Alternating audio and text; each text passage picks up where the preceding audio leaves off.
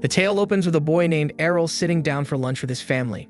His dad is surprised by how calm he seems, admitting he couldn't get a wink of sleep just thinking about what kind of hero class his son might end up with.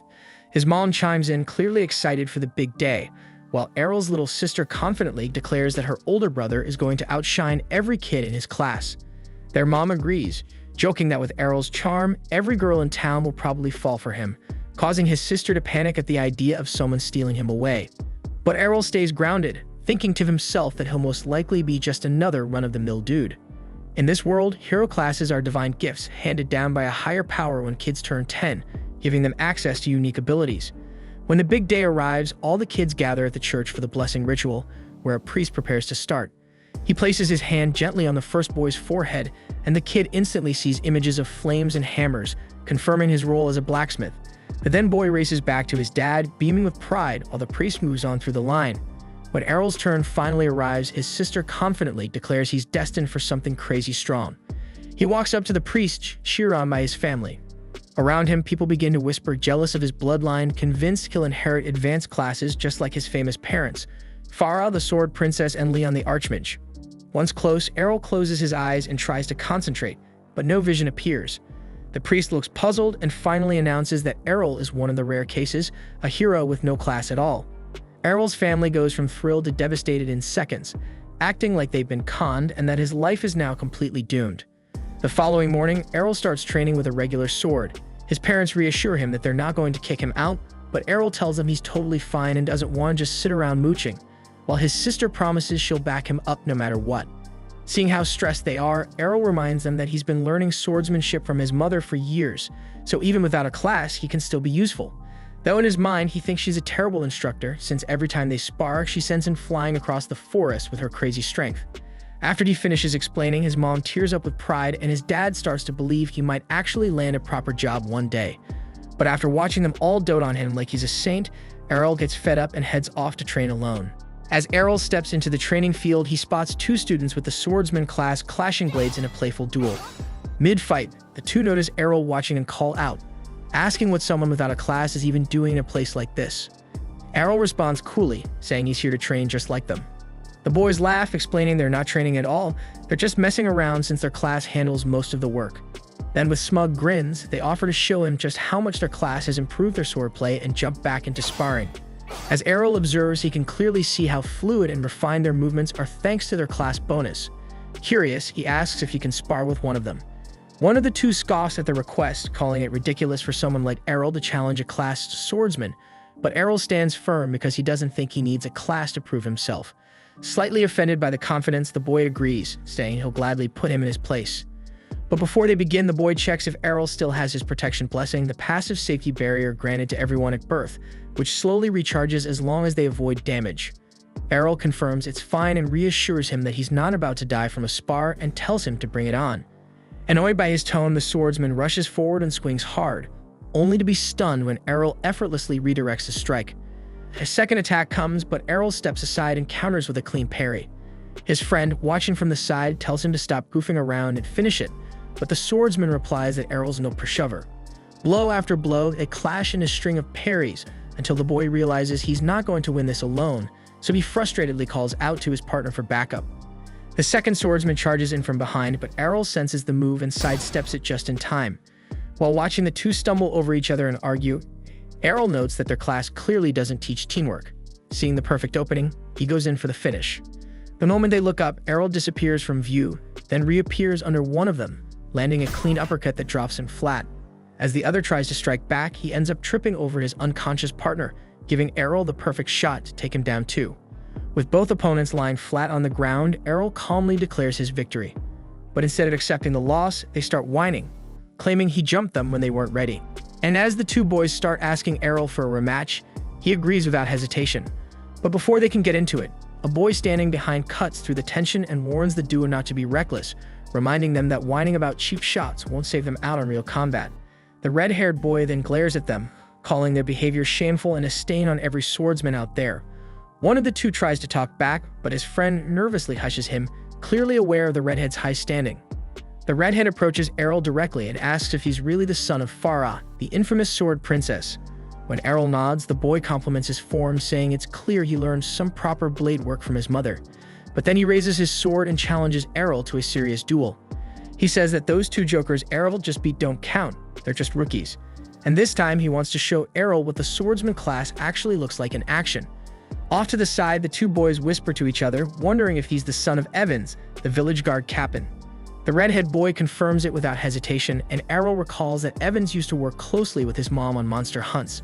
Looking at the redhead now, Arel thinks it's hard to believe he's Evans' son. He's way too pretty to be related to someone that gruff, so he wonders if the kid's gonna turn into a walking wall of muscles like his dad someday.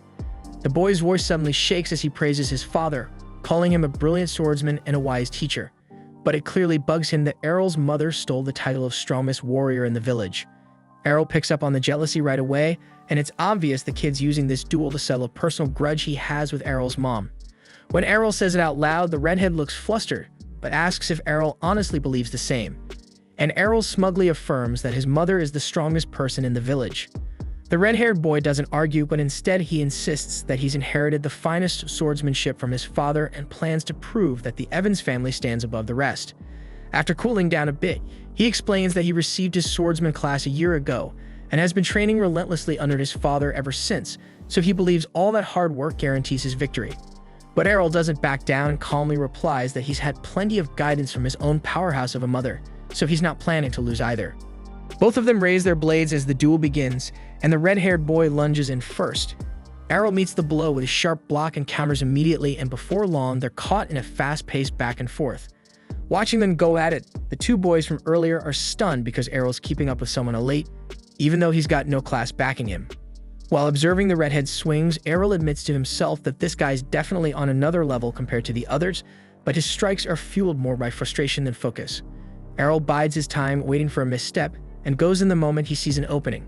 But just then, the redhead unleashes a twin slice technique, knocking Arel straight into a wall.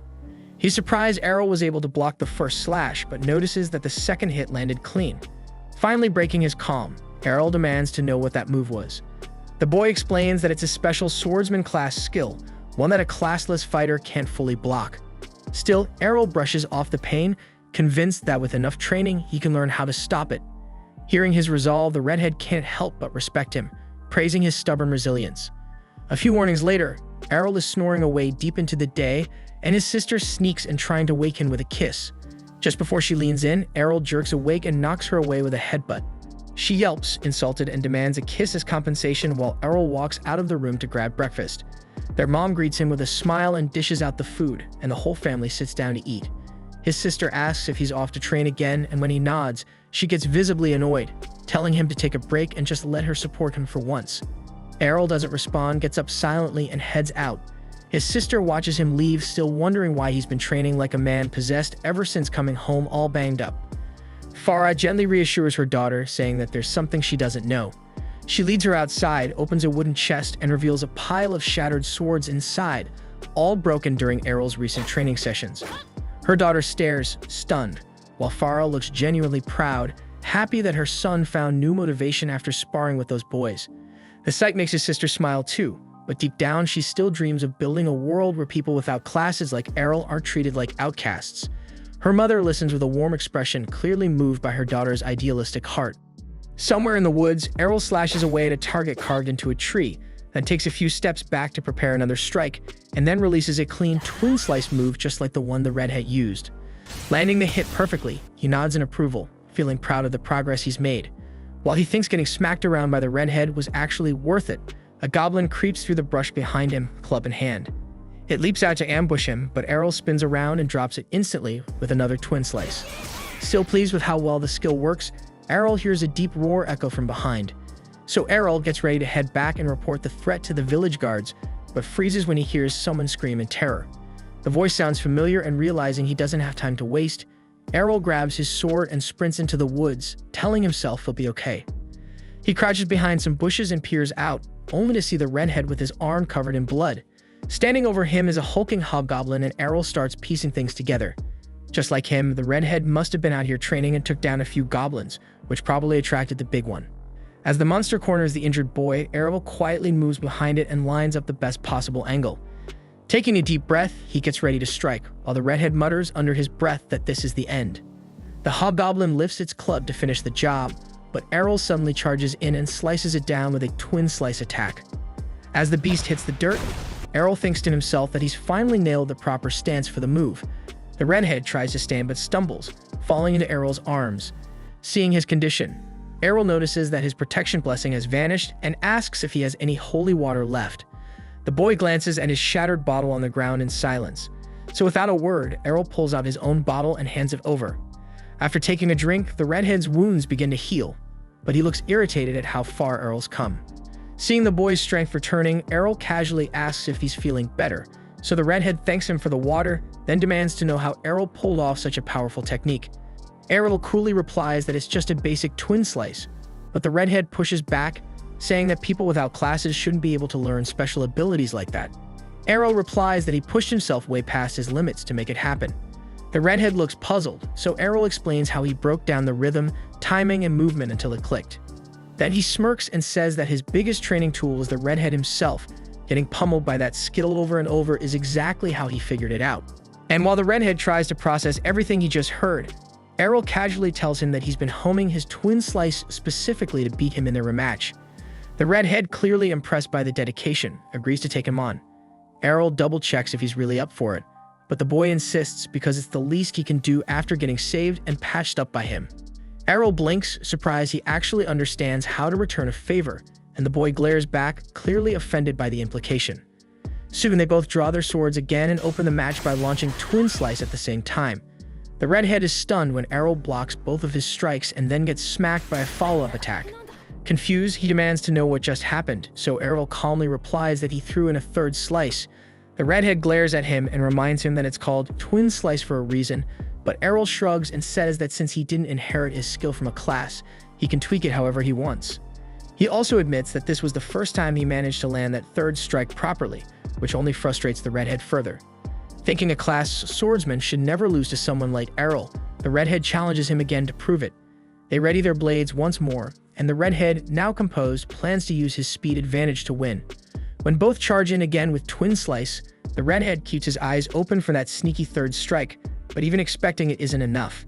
The extra hit still breaks through his defense and knocks him flat. Arel holds his sword to the redhead's chest and tells him this outcome was pretty much guaranteed. Grimacing, the redhead asks why the final hit is so quick, so Arel smirks and says he learned it from watching him.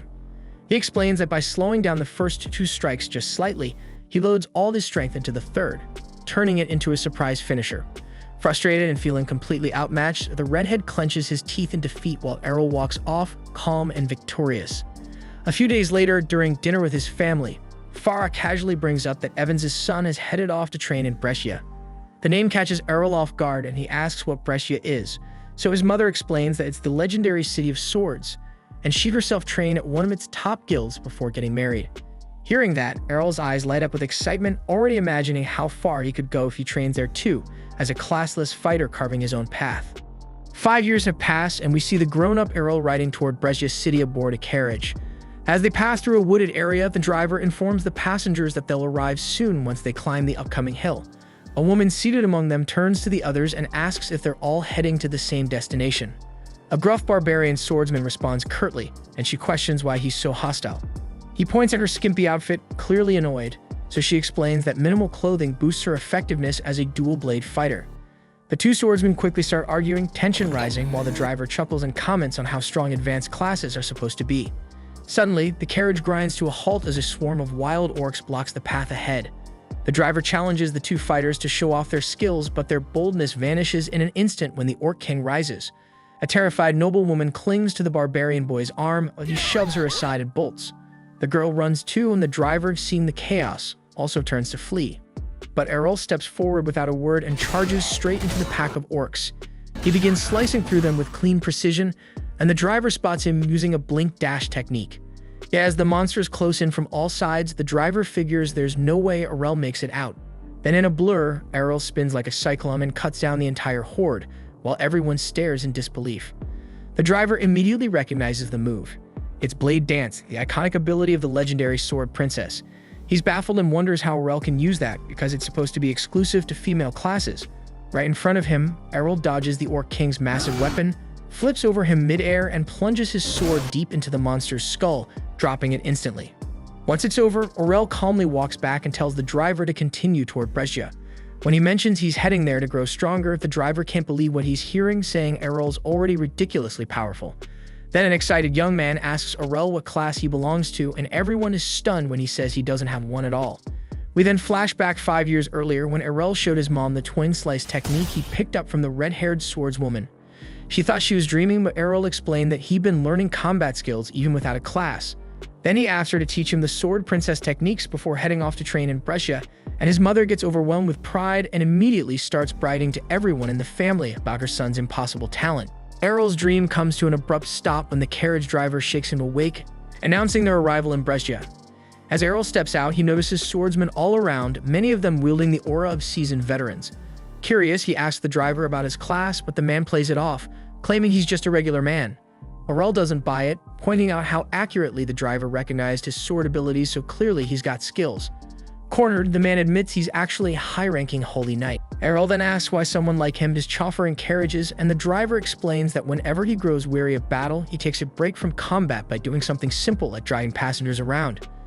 Arel nods, appreciating the idea of taking time off from constant training. The driver then recommends that he join a sword guild as a starting point.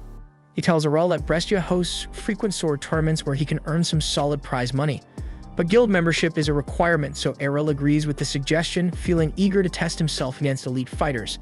The driver also cautions him that there are some sketchy guilds around, so he should choose wisely. Once they part ways, Arel turns toward the heart of the city. He spots a recruitment booth for the Cavaliers Guild, which only accepts Meg-Tech classes, and another called Sword Road, which appears open to everyone holding a sword. Out of nowhere, a girl rushes up and lunges to hug him, but faceplants hard when Arel effortlessly steps aside without even looking. Shocked, she wonders how he dodged her so easily and figures he must have exceptional perception. Arel's a bit lost, unsure who she is, when she immediately asks if he's looking to join a guild. He nods and she launches into an enthusiastic pitch for her brand new guild. She even pulls out a contract for him to sign, but he silently walks off. She grabs his belt to stop him and demands to know why he's leaving. Arel tells her she looks way too damn desperate and assumes her guild must be weak as hell if they're begging for members. She pretends they're part of a famous elite guild, but Arel isn't falling for it and brushes her off. She quickly introduces herself as Lilia and, in a last-ditch effort, promises to go on a date with him if he joins. Arel flatly tells her he's not interested, leaving her stunned. He walks out thinking she reminds him of his little sister, cocky attitude, flat as a board. Arel then asks Lilia which guild is considered the most powerful in Brescia, and she instantly fumes at his lack of respect. After taking a deep breath to compose herself, she tells him that the top guild is Black Blade, known for having 8-rank swordsmen. She gives him directions to their massive base, and Arel makes his way over. At the entrance, a guard steps forward and asks his business. Arel replies that he wants to join, and the guard directs him toward the application area. Arel heads that way and waits in line for registration. When it's finally his turn, the receptionist informs him that the guild only accepts applicants with advanced combat classes. Arel responds that he doesn't have a class, and the receptionist bursts into laughter before bluntly telling him to leave. The people standing nearby start murmuring about him. Arel tries to ask if he can at least take the entrance test, stating he's confident in his strength. But the receptionist refuses, insisting the rules can't be bent. Just then, several A-rank swordsmen walk in, lighting up the room, but Arel decides not to waste his time and walks out. He tries approaching other guilds throughout the city, but none of them are willing to give him a shot. All turn him away without hesitation.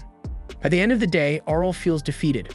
But then he recalls that his mother once gave him a recommendation letter to help him get into her former guild. At the time, he figured she was just being overly cautious, but now he understands that she knew the kind of rejection he'd face. As Arel makes up his mind to head to her old guild, Lilia suddenly shows up again, but he brushes past her without saying a word. While he walks through the streets, she chases after him, pleading for him to join and help her revive her guild. Arel keeps saying no, so Lilia takes things up a notch and offers to lick his boots if that's what it takes. But Arel walks off, leaving her behind as stunned onlookers stare in silence. Even so, Lilia shouts that she won't give up on him. Eventually, Arel locates the guild's address, but Lilia catches up once more. She insists he's welcome to sign up and points to the huge building nearby. Arel is confused why a guild that big seems so unimpressive, and Lilia admits they've lost most of their old prestige.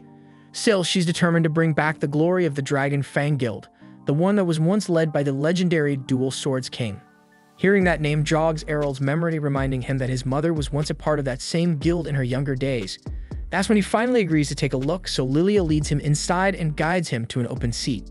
Out of nowhere, Lilia's drunken father stumbles up from the couch and she instantly snaps at him. She reminds him that the doctor strictly forbade him from drinking, and besides, they don't even have money to waste on booze. But her father waves her off, clearly doesn't give a shit, and Arel suddenly realizes this man is none other than the Dual Swords King. As he spots the missing arm, the man looks at Arel and bluntly tells him to walk away because this guild's going down anyway. Lilia tries to stop him from leaving, but he ignores her completely and heads out the door. She turns to Arel, explaining that her father used to be one of Brezia's top-ranked fighters, but his career was ruined when he lost his arm. She figures there's no way Arel would stick around after seeing all this, but to her surprise, he says he's joining. Lilia thinks she's hallucinating, but Arel explains that none of the other guilds would accept him either way. She lights up and quickly pulls out a membership contract, and Arel takes a seat to sign. When he hands it back, Lilia finally notices something odd. Arel's class field is blank. Thinking it's some kind of joke, she glares at him, but Arel shows her his official certification. She examines it closely, then calmly stands up, draws her sword, and threatens to give him the deceased class herself if he doesn't get out of her guild right now. Arel asks why she's reacting like this, and Lilia shouts that she needs real swordsmen on her team. Remembering how Arel embarrassed her earlier, Lilia fumes furiously that she got humiliated by someone with no class at all. That's when a woman named Reiner walks into the room, and Lilia immediately throws herself into her arms, whining that some fraud without a class tried to trick her. But Reiner freezes and she recognizes Arel right away. Arel's confused and asks how she knows him. Reiner smiles and says they're actually from the same village. She reminds him they used to spar when they were kids, but Arel still draws a blank. Then she says they crossed paths again 5 years ago, and Arel replies that he wouldn't have remembered someone as gorgeous as her. Reiner's face goes red as a pepper, and that's when Arel finally remembers fighting a red-haired boy. Reiner laughs and reveals she's the daughter and only child of Captain Evans. Arel apologizes for not recognizing her sooner, and Reiner says it's fine, guessing her long hair probably threw him off. Thinking to himself that it wasn't her hair that changed, while his eyes drift toward her big melon. Just then, Lilia turns to Reiner and asks if this is the same classless kid who beat her.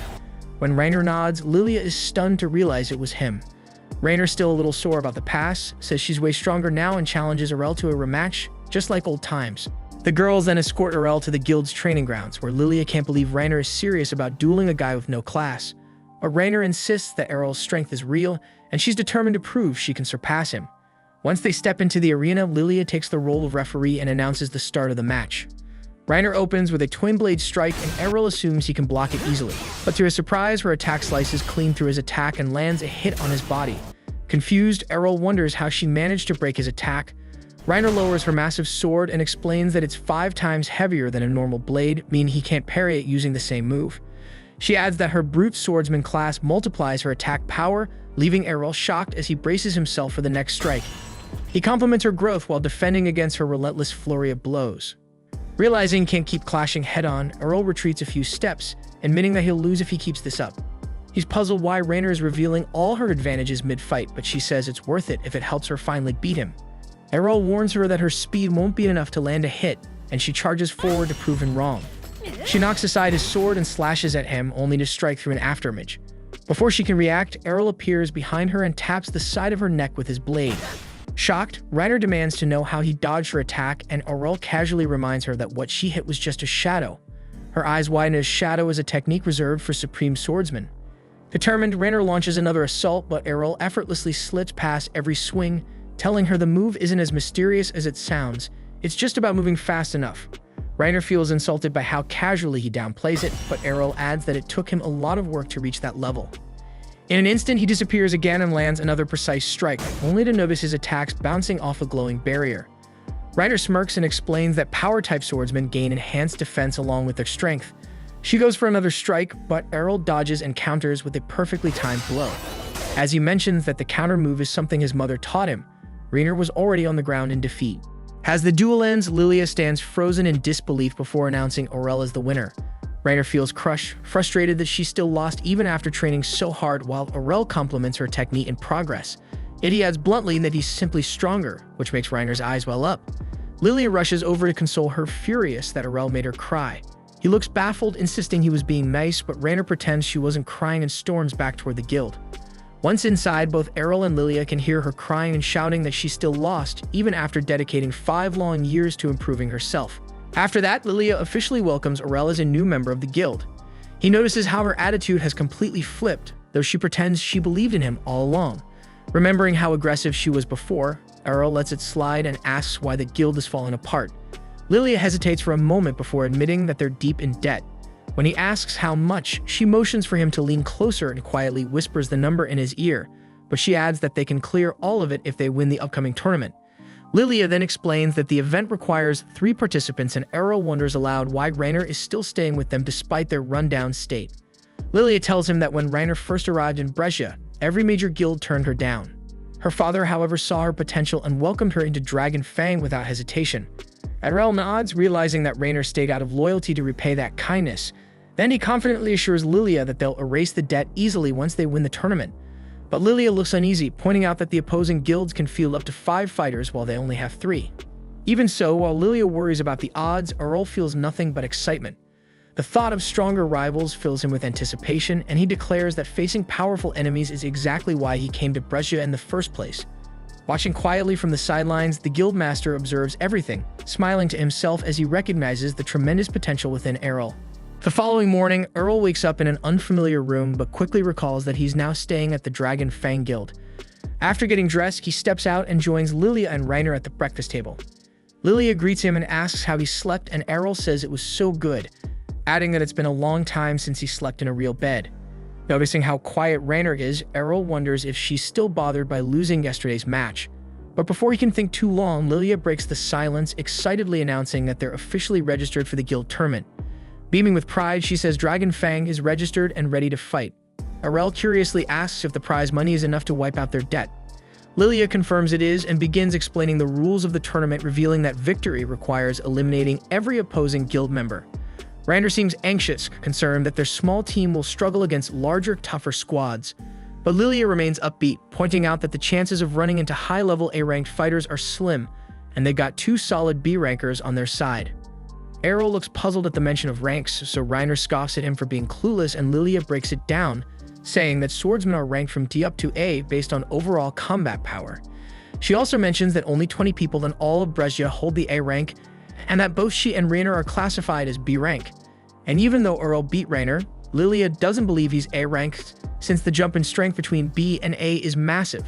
All of a sudden, she remembers the matchups for the tournament are about to be revealed, and she rushes off to check. As Lilia heads out, Rainer stands up too, and Arel asks where she's going. When she says she's heading out to train, Arel confirms she's a power bladesman and asks if she has any other abilities tied to that class. She tells him about a skill called Guts, which boosts her defense barrier significantly. Eager to learn it, Arel stands up and grabs Rainer's hands. Rainer blushes, thinking he's about to flirt, but then he calmly asks her to beat him up using her sheathed blade. Arel tells her this will bring them closer, but Rainer gets flustered and says she's not into that freaking kind of relationship. Arel quickly explains that he's not trying to be weird. He just wants to understand how her Guts skill works. Since the ability strengthens a person's resilience under pressure, he figures the fastest way to learn it is by letting her hit him over and over again. Rainer then reminds Arel that divine blessings can't simply be copied, and that her abilities were granted, not taught.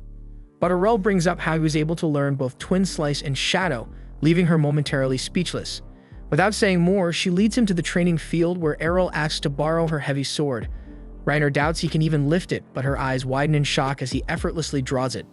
Arel calmly tells her that it's thanks to the endless hours of training he's poured in, and he's confident he can master the Guts ability too. That's when Rainer finally acknowledges his determination. She agrees to help him learn, warning that she won't be holding back. Arel feels genuinely lucky to have such a powerful ally from his hometown. Blushing from his words, Rainer raises her blade and their special training begins. Not long after, Lilia comes bursting in, completely panicked over the tournament matchups. She's in tears when she announces that their very first opponent is Black Blade, the most elite guild in all of Brescia. Knowing that their captain Jorg is a total monster with no sense of mercy, Lilia fears he'll show no restraint in crushing them. Still, she decides they'll face fate head-on and give it their all. Then when Lilia finally notices Rainer hammering down on Arel, she assumes they're having a falling out. Rainer explains it's just intense training, but Lilia remains convinced Rainer is venting her anger on him. Covered in bruises, Arel staggers up and complains that he's starving, but Lilia tells him to drink some holy water first to recover. As the days pass, the tournament day finally arrives. Arel is blown away by the enormous coliseum and the roaring crowd filling the seats. He then overhears some spectators chatting nearby, and they're excited to see two big guilds clash, but their money's on Black Blade, since nobody expects anything from the rundown Dragon Fang. Lilia grits her teeth, ready to snap, but Reiner stops her before she can cause a scene. Arel is surprised there's gambling going on, and Lilia suddenly grins darkly as she sees their odds are set at 20-1. Arel seems impressed by the number, but Lilia reminds him that it just means everyone expects them to get destroyed. Still, she thinks the outrageous odds are the perfect chance to make some quick money if they pull off a miracle and win.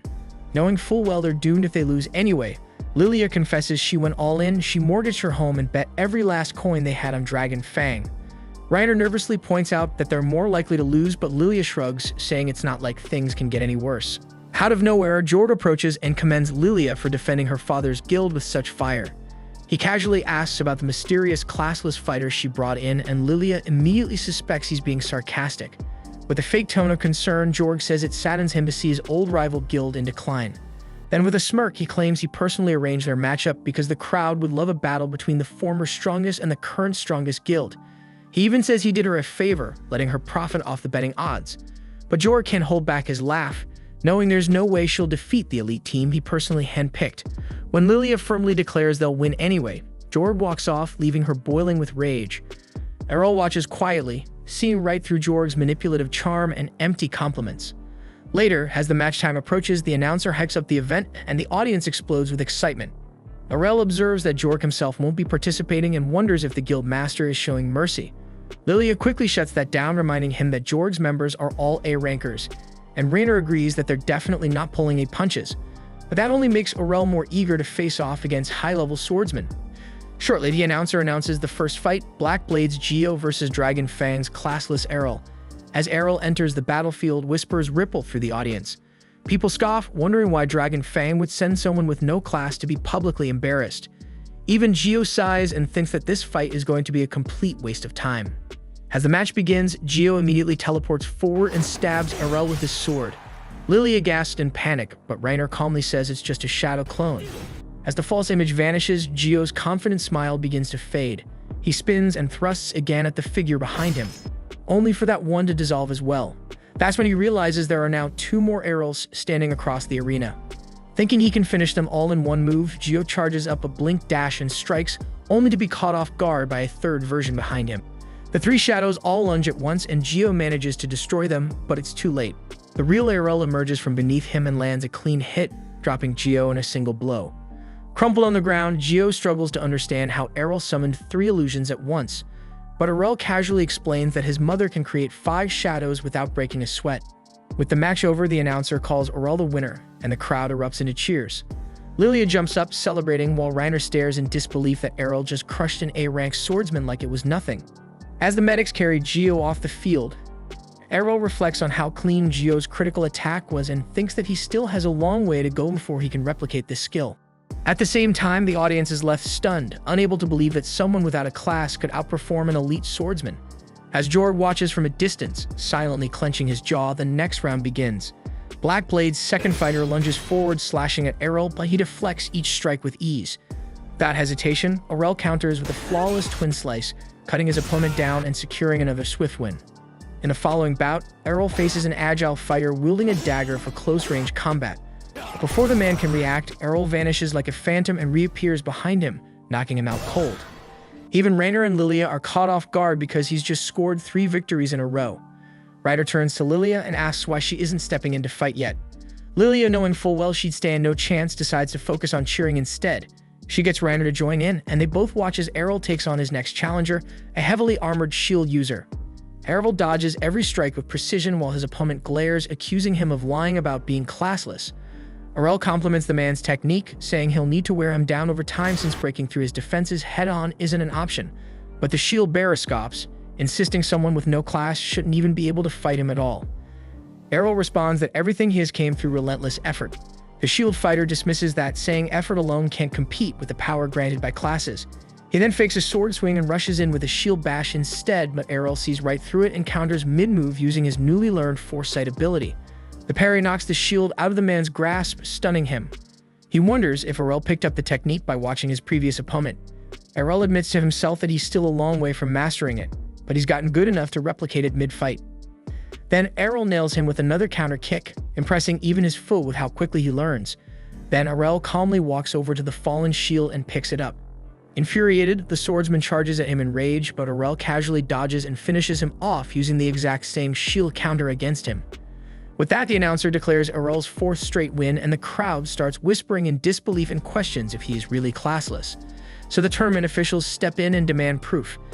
Arel agrees without hesitation, handing over his class card. The announcer places it into the verification crystal, and the entire stadium goes silent as the orb confirms its authenticity. Now, even Jorb begins to feel the sting of defeat creeping in. Even Reiner starts believing they might actually win this thing. Lilia, however, is fuming because if she had known Arel was this strong, she would have sold her family heirlooms to bet even more on their victory. Reiner admits she never expected him to grow this powerful, and starts wondering how exactly Arel trained over the last 5 years to become the fighter standing before them now. At the same time, Lilia is already daydreaming about marrying Arel, convinced that even if the guild collapses, she could rebuild it easily as long as he's with her. While she quietly plots her romantic strategy, Arel can't help but sense a sinister aura radiating from her and feels uneasy. Soon after, the announcer introduces Black Blade's final competitor, Master Masamune. Arel immediately notices that he's wielding a katana, and Reiner quickly identifies him as a rare samurai-class swordsman. Since Masamune has never fought publicly before, Lilia assumes he's Black Blade's secret trump card for the tournament. As the match begins, Masamune stands motionless, hand resting lightly on his sword, his calm composure alone radiating danger, and Arel feels the pressure building in the air. Seeing his hesitation, Masamune smiles faintly and says he's only waiting for Arel to step closer so he can unleash his ultimate move. Arel smirks back and begins to approach, surprising Masamune, saying they can't just stand around forever, and he wants to see the swordsman's strongest technique for himself. Masamune chuckles softly, warning that if he uses his final strike, Arel won't even see it happen. But Arel, confident in his own speed, keeps moving forward. He notes that Masamune's blade is still sheathed and guesses that he'll release everything in a single decisive draw. Arel considers using his shadow technique, but decides it's pointless because Masamune's focus is too sharp for illusions. He stops right before him, realizing that this battle will be decided in one strike. Both stand perfectly still, holding their breath. Then as Arel takes one final step, Masamune moves and his blade flashes like lightning. But in that instant, Arel vanishes. Masamune's eyes widen because Arel didn't dodge with an illusion, he vanished with his real body. Behind him, Arel's voice calmly praises Masamune's incredible speed, but says the person who trained him was far faster. Then Arel unleashes Piercing Tempest, the Sword Princess's signature finisher, striking Masamune with a storm of slashes that sends him crashing to the ground. Reiner and Lilia freeze in shock, recognizing the legendary Sword Princess technique, while the crowd erupts in disbelief. The announcer declares the result, and chaos breaks out in the stands as gamblers scream in frustration at the Black Blade team for blowing all their bets. Reiner and Lilia cheer wildly, celebrating their hard-earned victory. When Arel returns to them, Lilia tries to leap into his arms, but he instinctively sidesteps, and she crashes to the floor. He apologizes, saying it was just a habit he developed dodging his younger sister's surprise hugs. Lilia immediately cheers up when she remembers the massive payout they'll get, while Arel turns to see Reiner standing nearby with her arms out, waiting for a hug. Realizing what she's doing, Reiner blushes furiously and drops her hands, but Arel tells her that he wouldn't mind hugging her, as long as she's not wearing armor. Lilia immediately volunteers to take her place, but Arel dodges her again, letting her fall face first once more. Watching from afar, Jorg grits his teeth, seething with rage as he silently vows to make them pay for this defeat. That night, when they made it back to the guild hall, they kicked things off right away with drinks flying left and right. Arel was still stunned that Lilia was even legal to drink, but she insisted she was a full-grown adult, even if she looked like she belonged in middle school. She still couldn't wrap her head around the fact that Arel managed to wipe out 5 elite-grade swordsmen from the strongest guild in the entire damn nation on his own. She figured this was her shot, and if she played her cards right, she could ride his fame straight out of the gutter. She boldly asked for his hand in marriage, swearing she could give him anything he wanted, but Arel, being the stone-cold Sigma he is, shot her down hard and said he'd rather take someone like Reiner. That hit Reiner like a truck, making her face light up red as she jumped from her seat, snapping at Arel to quit saying dumb shit just to dodge Lilia. But Arel was dead serious and asked what made her think he was joking, and she fired back when they were kids, he called her a dude during a sparring match. She said everyone who met her said she lacked any kind of feminine appeal, but Arel could clearly spot 2 legendary assets in front of him and didn't seem to agree. Lilia quickly picked up on the fact that Reiner had no clue how to play her own damn hand, so she figured she didn't have much competition. Sliding in closer, she started caressing Arel's thighs, saying he must be sore after all the fighting earlier, and whispered that he should stop by her room later. Reiner immediately panicked and told her to stop being so damn creepy, but Lilia just smirked, saying all she planned to do was give him a proper massage to help him unwind after such a rough day. To her surprise, Arel replied that he'd much rather get one from Reiner instead, but his idea of a massage was basically getting his ass handed to him by Reiner at the training yard while he pushed himself to learn the same reinforcement magic she used with ease thanks to her skill set and class perks. Lilia stood up on the balcony watching the chaos, wondering if Arel even knew what a real massage was supposed to feel like. The non-stop clanging and yelling finally woke up Lilia's dad, who staggered out of the house, totally wrecked from drinking, grumbling about the racket, and grumbling that there was no need to take out their pre-tournament stress in the middle of the damn night. But Lilia tells him straight up that they actually won the match and not against just anybody, but against the current strongest guild out there. That instantly catches his ear, though in his head he figures Black Blade must have thrown in some rank B or C newbies just to get wiped. Then Lilia drops a bigger surprise, saying every single one of them was A tier. And not only that, but Arel took them all down on his own without backup. That snaps her dad out of his booze haze as he stares at Arel, all bruised and busted up, trying to figure out if this kid is really the real deal. Lilia adds she made a stack of bets, and since Arel wiped the floor with the enemy team, she hit the big time. Now they're not just out of debt, they've got more than enough to keep the guild running. Her father stays skeptical, saying that if the kid really is that strong, then it's just a matter of time before some bigger and richer guild comes to scoop him up, so she better not get too comfortable. But Lilia fires back that there's nothing to worry about since she's planning to marry Arel anyway, and once that happens, he's locked in for life. Arel shuts that idea down right away, then shifts his focus to her dad. He says Lilia might be a stubborn little pain, but at least she's not some quitter who bailed on everything. That was a clear shot at her dad, who glares at him with warning in his eyes. But Arel just keeps going, telling him to stop sulking and start acting like someone his age, especially since he still has one working hand and could damn well use it to swing a blade. That sets him off, and he grabs Arel by the collar on the spot and tells him to stop talking about things he clearly doesn't understand. He says a dual-wielding swordsman who can't dual-wield anymore is just a waste of space. Arel doesn't back down and says he disagrees since he's a classless fighter still pushing forward and trying to make something out of nothing. Her dad shoves him back and walks away without saying another word, heading upstairs. Lilia and Reiner rush over to Arel, checking if he's alright. Lilia apologizes for what her dad did and thanks Arel for speaking up. Arel says even with one arm gone and years of doing nothing, her dad is still insanely strong, and it's a shame all that strength and experience is going to waste. He starts thinking about all the cool skills he could pick up from a guy like that and makes a promise to himself to get Rod to grab that sword again. Lilia hears him talking about learning and casually brings up the dungeons under the city as a good place to start. Arel doesn't have the slightest clue what a dungeon is, so Reiner steps in and explains that dungeons are underground caverns crawling with monsters, usually spawning in the hundreds and packed with deadly traps. It's one of the best spots to rack up combat experience, sharpen new techniques, and level up fast, especially with the Sword God Cup coming up. Arel clearly has no idea what she's on about, so she breaks it down further. Every year, the city throws a massive tournament where the top swordsmen from across the country show up to prove who really sits at the top. Without wasting time, Lilia whips out a registration form and tells Arel to fill it if he wants in. But right in front of her, to Reiner's total shock, he tears it clean in half. Reiner looks stunned and asks if he's seriously skipping the contest, but Arel says Lilia tried to slip one past him and had handed him a damn marriage certificate instead. Lilia laughs it off, saying she was just messing around and wanted to see how far she could push it. But Arel's had enough of playing nice, and he grabs her from behind and locks her in a rear naked choke just to teach her a lesson. By the time morning rolls in, Arel wakes up with Lilia trying to launch some kind of sweet ambush, but he reacts fast, dodges her, and ties her to the bed before heading out like nothing happened. Later that same day, the whole crew heads toward the dungeon grounds, where Lilia starts explaining the basics. Every adventurer stands on a teleportation circle, which lets them jump to a dungeon floor they've already been to, and you can't skip ahead to new levels unless you've physically been there before. Lilia brags she's made it to level 12, while Reiner has hit floor 14. Arel decides on the spot to head straight to the 14th floor with Reiner, but Lilia cuts in and says it doesn't work that way. Unless he's been to a level himself, the circle won't let him teleport there. That was a letdown since Arel wanted to jump into the deep end and fight the strongest monsters right away. Lilia tells him to chill, saying she knows a shortcut that can take them down to the lower floors pretty fast. Everyone agrees to the plan, but Lilia tries to peel Arel off from the group, saying Reiner can continue her own floor 14 run and that Arel doesn't need two guides. She grabs his arm and starts pulling him aside, but Arel's not that easy to trick. He shuts her down and tells Reiner to come with them anyway. They step onto the first floor and get ambushed right away by two armored knights.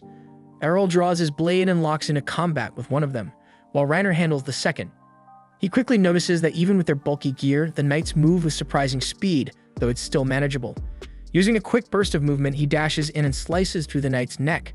But instead of falling, the armor keeps moving, revealing that it's completely hollow and being powered by the dungeon's own mana. Even headless, the thing doesn't stop. Reiner mentions that they don't feel pain and have no clear weak spot. So Arel switches tactics and goes for the legs, and the moment he strikes, the knight collapses to the floor. Reiner finishes her fight too and warns that these enemies will regenerate, so they should keep moving. Before pushing forward, Arel asks Lilia what her class is. She proudly says she's a fencer and offers to teach him anything he wants, whether it's in the training arena or in bed. But Arel turns her down again and walks off without saying more. Just before they reach the second floor, they hear a voice crying for help behind a nearby door. As they approach, they find a man drenched in blood, kneeling on the floor and begging them to save him. Reiner suggests taking him to the surface, but he refuses, claiming his teammates are still trapped inside after triggering a trap. He pleads for their help, and Lilia instantly asks how much he's offering. To her surprise, he actually hands over a decent amount of cash from his gambling winnings. Still, something about the guy doesn't sit right with Arel. Walking behind him, Arel watches closely. From his own experience, anyone bleeding that badly wouldn't even be able to sit up without holy water, let alone walk all the way back here. He realizes the blood and wounds are completely fake, but he keeps it to himself, thinking this might turn into something more entertaining. The man leads them into a hidden chamber where they spot a long trail of blood and a small puddle in the center, with a single gold coin placed neatly in the middle. Lilia's eyes light up the second she sees the coin. As she reaches for it, a teleportation circle activates beneath their feet. Reiner catches on that they walk straight into a trap, while the man smirks and admits he got paid well to set it up. What he didn't expect was for the magic circle to drag him along too. They'd all reappear on a floor none of them recognize, not even Reiner, which means it's deeper than the 14th level, but so far no enemies have shown up. The man who faked his injuries was now trembling uncontrollably, his voice cracking as he muttered that they'd somehow stumbled onto the dungeon's final floor, the one said to house the advanced sword god. Right then, a knight clad in rainbow-colored enchanted armor appeared before them. Lilia wasn't buying any of it, brushing off the whole sword god class as a dumb legend. Arel, on the other hand, instantly recognized how bad the situation was. He shoved Lilia to the ground just as the sword god unleashed a high-speed slash that tore straight through the dungeon walls. The moment the dust settled, the sword god charged directly at Arel. He barely managed to lift his sword in time to block the hit, and even then the force slammed him into the wall. Still, he realized he only survived it thanks to the reinforcement training Reiner had drilled into him. He went on the counterattack immediately, swinging at the knight, but his opponent was insanely fast and danced backward with expert-level footwork. That made Arel grin, saying this was the perfect time to test his limits. His party was stunned as he stepped in again, using the same divine step technique, launching a flurry of strikes that the knight caught and blocked one by one. The pressure pushed the knight back, but he suddenly activated a skill that spiked the gravity in the room, pinning everyone else to the floor. But Arel stayed on his feet with ease because he'd already gone through this kind of pressure back when he was a kid. His mom used to train him under the same conditions where standing alone took everything he had. When she came at him back then, he was completely helpless. But now things had changed. He pulled out the gold coin and used it to cancel the effect, opening a small window in the knight's defenses. Arel didn't waste it, and he tapped into one of his strongest moves, a technique called Infinite Break. The impact shattered the knight's body completely, leaving the others in stunned silence. He then took a sip of holy water to recover his strength, and then the entire group exited the dungeon safely through the teleportation portal. Back at the tavern, Rod was once again drowning himself in booze when he overheard three loudmouth punks bragging about how they lured the new recruits from the Dragon Fang Guild straight into a trap, proudly saying those poor bastards probably weren't coming back. Rod stood up, walked over, and shattered their table with a single punch. He demanded they spill everything they knew, but before they could answer, Jorg stepped in and called him a useless drunk. Rod instantly put the pieces together. If Jorg was involved, then Lilia's odds of making it out alive were practically zero. Crushed by the thought, he lunged at Jorg in a rage, only to get tossed aside like garbage. He hit the ground hard, stuck there on his knees, wishing there was something he could do to save his little girl. But then a voice by the door pulled his attention.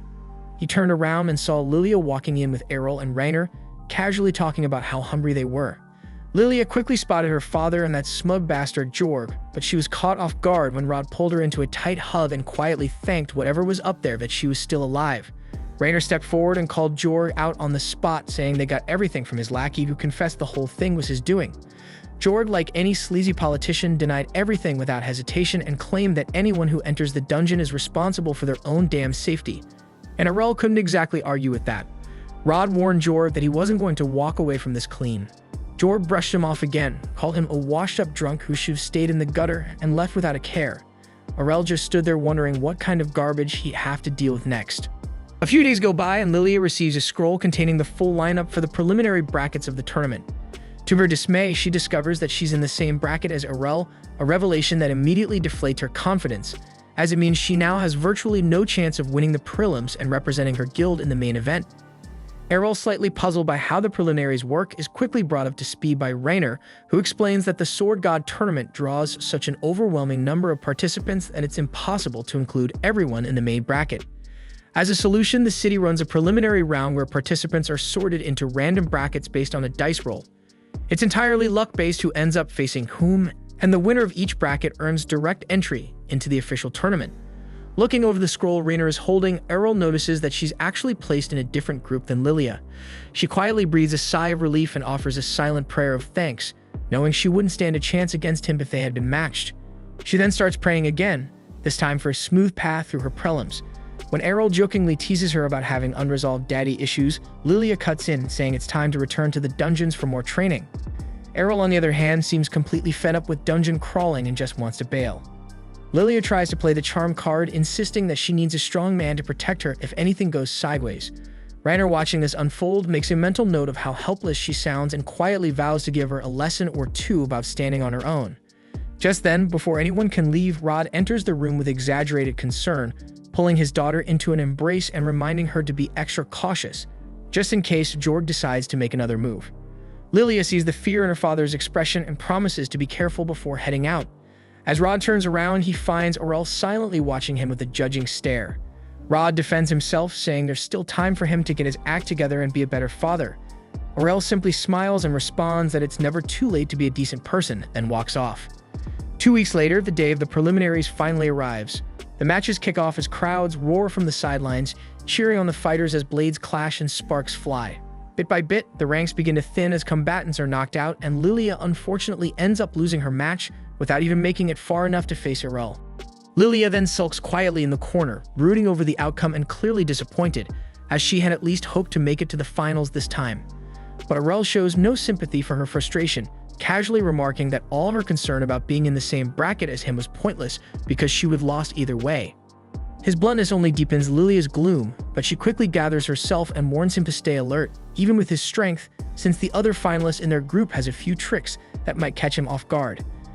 Arel, on the other hand, doesn't seem remotely concerned and remarks that he's already encountered nearly every kind of technique during his battles inside the dungeons, so it's unlikely this opponent would catch him off guard. Still, Lilia remains unconvinced and explains that the red-haired swordswoman is actually a magic swordsman, someone who could channel spells through her sword, enhancing it with mana and added force. That detail catches Arel's attention, as he hadn't expected the tournament centered on pure swordsmanship to allow the use of magic. But Lilia clarifies that it doesn't matter what class you belong to. As long as you're affiliated with a guild, you're qualified to compete in the tournament. Just then, the announcer calls for Arel to take the stage, and Lilia wishes him good luck. He makes his way into the arena and comes face to face with the red-haired girl, who bluntly declares that she's a magic swordsman and that her class is fully recognized in the tournament. She adds that she doesn't want to hear any whining about the match being unfair just because she uses magic. Arel calmly responds that he has no complaints, whoever fights best deserves the win. With that, the announcer signals the start of the match, and the red-haired swordswoman immediately launches a series of fireballs at him. Arel moves with precision, dodging each blast like he's in a scene from The Matrix, deflecting a few and slicing through others midair. She continues the relentless assault, her mana seemingly endless, but Arel maneuvers through the barrage and manages to close the distance between them. He strikes with intent, aiming to end it quickly, but she blocks just in time and counters with another fireball, forcing him to retreat. As the duel continues, Arel begins to analyze her rhythm and notes aloud that it must be convenient to switch so easily between long-range and close-quarters combat. She smugly replies that her talents are natural, and someone like him without a class could never hope to match her. But Arel fires back, pointing out that while she dabbles in both styles, she has yet to truly master either one. That really sets her off, and she furiously vows to make him eat his words. She channels her magic into her sword, igniting it in flames, and proudly declares that only a true magic swordsman can wield a weapon like this. With that, she swings the flaming blade, sending a wave of fire trailing toward Arel, who calmly steps aside and cuts right through it. Still, even he begins to struggle to predict her next move, thrown off by the unpredictability of her footwork and sudden attacks. Acknowledging her skill, Arel comments that she must have spent a fair amount of time honing her craft. But then without warning, he plants his feet and stops moving altogether, effortlessly deflecting each of her fire-infused strikes from a single position, showing her what real technique looks like. He remarks that if her foundation in swordsmanship had been more solid, even slightly above the average, she could have made things far more difficult. But at her current level, she barely stood out from a background NPC. The words cut deeper than a sword. Humiliated and rattled, the girl lashes out wildly. Arel seizes the opening and unleashes a twin slash that extinguishes her flames instantly, leaving her stunned. Before she can even register what's happened, he uses Blink's step to teleport behind her and knocks her out cold with the blunt end of his sword.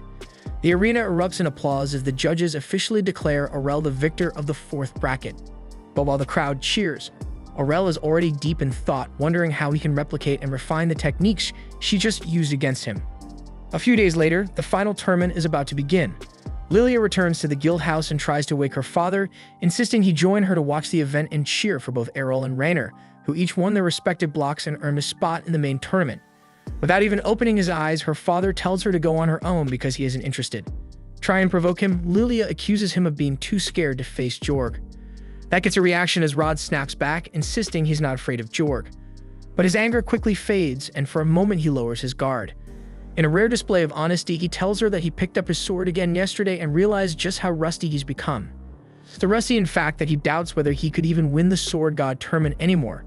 Lilia is instantly furious, reminding him that she didn't even qualify for the prelims, so hearing a man who still could make the finals calling himself rusty is beyond insulting. She tells him to take a good look around. Most swordsmen train their entire lives and still don't make it past the first round, while he still has what it takes to stand among the top. Eventually, Rod agrees to come along, and as they make their way to the stadium, his thoughts drift back to the days when he trained Rainer, back when he still had both arms before becoming the one-armed relic he is now. He reflects on those memories with quiet warmth and finds himself wondering how Rainer will fare today. After all, she's his oldest student at this point, and he feels a deep connection to her progress. Meanwhile, inside the tournament grounds, Rainer appears to be on edge, her leg jittering nervously as she stares at the floor. She suddenly jumps in surprise when Arel appears beside her, asking whether she's afraid they'll end up facing each other right off the bat. The question snaps her out of her anxious thoughts, and she instinctively tries to punch him, but Arel catches her fist mid-air just as the judges announce the opening match. Jorg, the reigning champion, will face Arel, the mysterious classless swordsman who's shocked everyone with his undefeated run so far. Arel rises to head to the arena, and Rainer gently grabs his hand to wish him luck. Arel then steps onto the battlefield, and from the stands, Lilia yells out, cheering him on with a crude but heartfelt battle cry, telling him to crush Jorg and shred him into 64 pieces. But the moment Arel spots Jorg emerging from the opposite side of the arena, something immediately feels off and his instincts go on high alert. Jorg's eyes are glowing purple, a sharp fang protrudes from his mouth, and a single twisted horn juts from his head, so he looks like he's been possessed by something demonic. Arel's senses flare as he realizes this isn't going to be a normal fight, but it's Rod who puts the pieces together first. The moment he sees the weapon Jorg is wielding, he shouts out a warning to Arel, ordering him to stay back. The sword in Jorg's hand is not just any blade, it holds a powerful demon sealed within. Jorg speaks, but even his voice has changed, deeper and distorted, as he calmly admits he didn't expect anyone to recognize what he's become.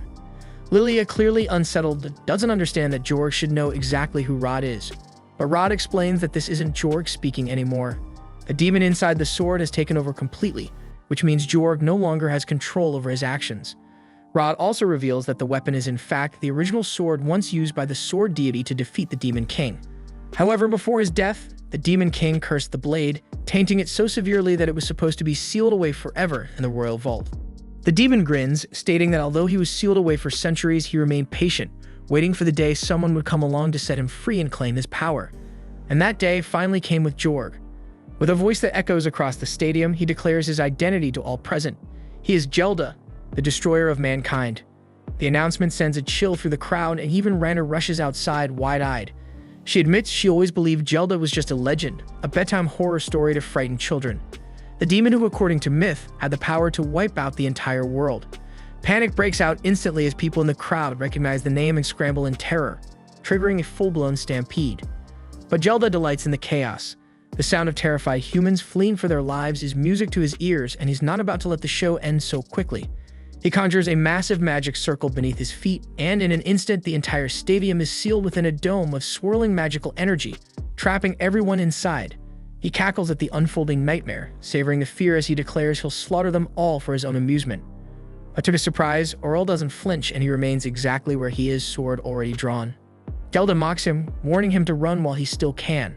But Arel calmly replies that he has no intention of fleeing, because if the demon has been defeated once before, then it means he can be defeated again. Gelda bursts into laughter, reminding Arel that his previous defeat came at the hands of a sword deity, and according to Jorg's memories, there isn't a single sword deity alive today. Arel, however, fires back that there is still one left, and it's his own mother. And even if he wasn't born a sword deity, he's confident he can still bring Gelda down. The demon bursts out laughing, but his amusement is short-lived. Arel vanishes from sight, dashing forward with such speed that Gelda is forced to step back and counterattack. Arel deftly evades the incoming blows, and Gelda freezes in disbelief because he just witnessed the divine step technique, a move only sword deities are said to possess. However, Arel doesn't give him time to think and keeps using the divine step, appearing and striking from multiple angles, pressing the demon hard. But Gelda quickly regains his composure and smirks, reminding Arel that he's fighting within the body of a sword emperor, so these attacks won't inflict much harm. With a burst of speed, the demon launches into the air and crashes down on Arel's shoulder, slamming him hard into the ground. He believes the boy has finally fallen, but when the dust clears, he's stunned to see Arel still standing, barely scratched. Thanks to his rigorous training under Rainer, Arel had managed to absorb the full force of the blow. The sudden resistance shakes Gelda, who lunges forward to retaliate, but Arel remains composed, casually batting him aside before launching a devastating counterattack. Activating his infinite break technique, Arel assaults the demon with a relentless flurry of slashes, striking from every direction and completely overwhelming him in a blur of speed and precision. The brutal barrage triggers Gelda's deep-seated trauma, as he instantly recognizes the unmistakable techniques of a sword deity. He refuses to believe that a mere boy could wield such divine mastery, but before Gelda can even think of a counter-strategy, Arel unleashes a powerful finishing strike that sends the demon crashing into the ground, shrouded in a thick cloud of dust. The crowd erupts in applause, believing Arel has vanquished the demon for good, but Gelda is far from finished. His true body was never Jorg, it was the sword itself, so all Arel's damage had only harmed the host. Still very much alive, Gelda begins desperately searching for a new vessel. In a split second, he hurls himself toward Rod. Reacting instantly, Arel shoves Rainer out of harm's way while Rod steps forward, placing himself between the demon and his daughter. As the dust settles, a chilling scene emerges and we see Rod standing motionless, the cursed sword in his hand and its blade now pressed against Lilia's throat. Arel clenches his jaw, furious with himself for overlooking the sword. He now realizes that he should have targeted the blade, not Jorg's body. But it's too late. Gelda snarls a threat, warning Arel that if he so much as flinches, Lilia dies. But Arel moves freely, defying him and tells him plainly that he can't kill her. Rainer is stunned, unable to understand why he's provoking a demon. But when Gelda tries to force Rod's hand to strike Lilia, it doesn't move. So Arel explains that Rod's will is far stronger than Jorg's ever was, so possessing him won't be so simple. Rod suddenly thrusts the sword into the ground, releasing Lilia from its grip. Gelda tries to fight back, attempting to regain control, but Rod doesn't give in. With a force of will that shocks even the demon, he rips himself free from Gelda's influence and hurls the cursed sword toward Arel. Without hesitation, Arel cuts it cleanly in mid-air, reducing it to nothing but dust, ending the demon for good. Later that day at the guild, Rod rediscovered his enthusiasm for swordsmanship. And thanks to all the attention Arel brought to the guild, a surge of new applicants has arrived, eager to be trained. As Rod rigorously puts them through the ringer, he shouts at them to stop relying so much on flashy skills and start learning how to actually defend themselves. The students, battered and exhausted, plead for mercy, insisting they can't take much more of this brutal training. At the same time, one of the trainees is crouched behind a nearby wall, trying to avoid the chaos, when Lilia happens to catch sight of him. She questions why he's slacking off when everyone else is supposed to be training, but he confesses that Rod is just too intense and he needed to catch his breath. Lilia acknowledges that her father has definitely become more passionate about swordsmanship ever since he met Arel. Speaking of Arel, the student asks where he is since he hasn't shown up all day. Lilia then reveals that Arel actually left the guild recently and Rainer's gone too because she ran off to find him. Lilia has been holding it together until now, but the moment she says it out loud, her emotions catch up with her and she breaks down in tears, feeling it's unfair that Arel would leave her behind without saying anything. As for Arel, he's currently on his way back to his hometown. During the ride, the driver is shocked to learn that Arel managed to win the Sword God Cup during his short time in the city. He asks if Arel is really okay with leaving now, right at the peak of his fame, but Arel explains there's nothing left for him to gain by staying because he's learned everything he could. And what matters now is returning home, where he finally intends to put all of his skills to the test, because this time, with everything he's gained, he might actually be able to defeat his mom. Back in Arel's hometown, his mother is in the garden, casually picking flowers when Arel tries to sneak up on her. But before he even gets close, she calls him out without turning around. She welcomes him back warmly and remarks that he's definitely grown stronger, especially since she didn't notice his presence until he was practically right behind her. Arel straightforwardly tells her that he won the Sword God Cup, and she lights up with pride, saying she won it too when she was his age. And just as Arel is about to ask for a duel to test how far he's come, she suddenly flashes forward and appears directly in front of him before he can react. It's just a playful move, but Arel realizes that if she'd been holding a sword instead of a flower, he might have been in serious danger, and that's exactly why he wants to test himself against her. She says she'd be happy to spar with him, but if they do it here, they'll probably end up demolishing the house. So instead, she invites him to meet her at the training grounds behind the mountain, and Arel agrees without hesitation. Once they reach the training grounds, Fara cheerfully tells him that she's eager to see just how strong her son has become, then immediately lunges at him with another divine step attack. But having seen her use it once already, Arel has now figured out how to counter it. He raises his sword just in time to block her attack, then leaps into the air and executes a swift combo using Divine Slash followed by Twin Blades Slash. Fara, however, manages to deflect all of the incoming attacks before they can connect. She's genuinely impressed that Arel was able to improvise a way to merge two techniques so fluidly. When Arel asks which skill she used to block him, since he's never seen it before, she calmly tells him she wasn't using a skill at all. By observing Arel, Fara learned not to depend too heavily on techniques herself, explaining that she was simply countering with regular sword swings.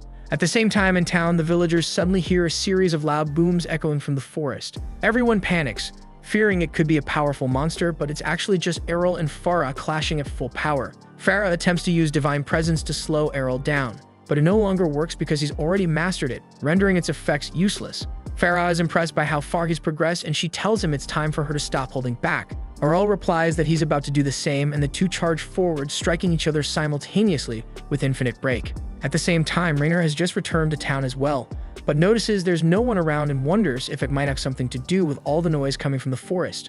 Still, she doesn't care about that right now because she only wants to see Arel again.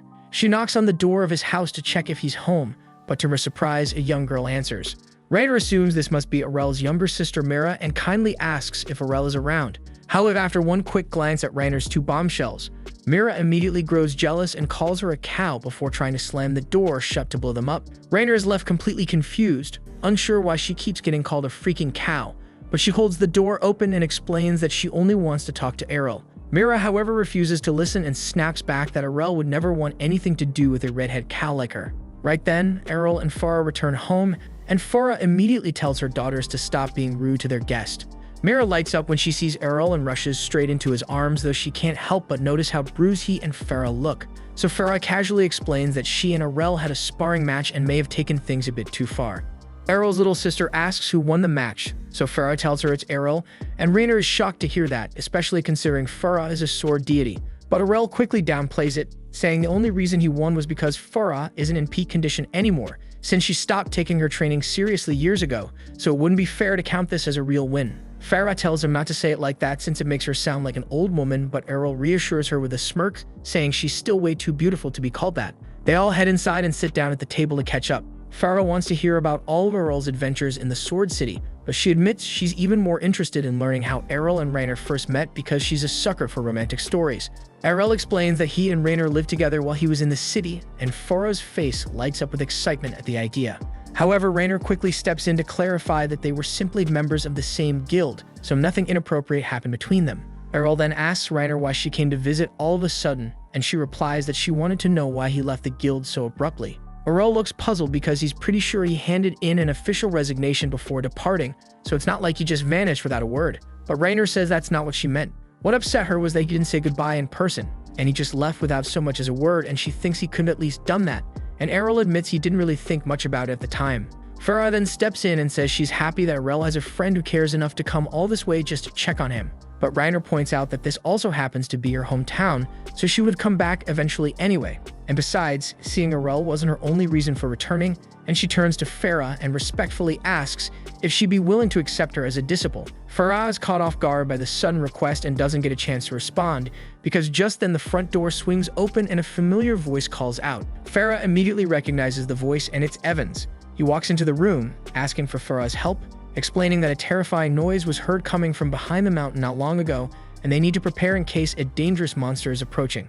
Fara and Arel instantly realize they're the reason behind all the panic, but Fara knows she'll get an earful if she admits it, so she quickly lies and says the monster has already been taken care of. Evans doesn't question it too much because he's just relieved that the town is secure, and now that the tension has eased, he notices Reiner standing nearby and asks when she got back. Fara hadn't recognized her at first, since she looks quite different from how she did as a child, but now that she's paying closer attention, it's clear that Reiner bears a strong resemblance to Evans' late wife. Evans then wonders why Reiner is at Fara's house in the first place, so Fara casually tells him that Reiner just asked to learn everything there is to know about how to be a suitable wifey for Arel. Evans immediately breaks down in tears of joy, thinking his daughter is finally getting married, but Reiner panics and frantically clarifies that she only wanted to ask Fara to teach her how to improve her swordsmanship. Fara cheerfully insists that there will be time for both sword training and wife lessons, but when Reiner turns to Evans, hoping he'll talk some sense into Fara, she's stunned to see that he completely agrees with her. After losing his wife, Evans had always worried about Reiner's future, especially since the only thing he ever taught her was how to fight. So he's genuinely happy to hear that Fara is willing to teach her some practical homemaking skills as well, so Fara assures him that he can trust her to look after Reiner properly. Evans is grateful and says he'll head back to his duties now, officially leaving Reiner in Fara's care. He tells her to do her best, and Reiner is left staring in disbelief, trying to process how the situation spiraled like this. Meanwhile, Arel's father has been tucked away in his study the entire time, fully focused on his magical research. But he's not surprised when Arel walks in, as he already overheard the commotion earlier. Arel asks how Leon's research is progressing, and he's glad to hear that he's very close to a breakthrough. If his hypothesis is correct, it could turn into a true ultimate technique. Setting that aside, Liam then asks if it's true Arel brought home a cute girlfriend, and Arel doesn't exactly deny it, though he says he'd describe her as more gorgeous than cute. That said, he didn't come here to talk about Reiner because there's something more important on his mind. Arel explains that he just managed to defeat Fara in a duel, so now he wants Liam to teach him magic. However, Liam quickly shuts that idea down, saying it would be impossible for Arel to learn magic and that he should just forget about it altogether. And while that is happening, Fara is in the kitchen with Reiner trying to teach her how to cook. Reiner agrees to give it her best shot, but she has absolutely no experience with anything outside of wielding a sword, so much so that she ends up accidentally smashing the entire table to pieces. Reiner apologizes for the mess, but Fara laughs it off, saying it just means they'll have to start with the absolute basics. Not long after, Arel and Leon finish repairing the table, and while Arel is putting the tools away, he casually asks why Leon didn't just use magic to fix it, and Leon explains that Fara prefers it when he does things by hand. Still, since Arel seems curious to see some magic, Liam picks up Mira's broken mug and casts a rebuild spell, restoring it perfectly.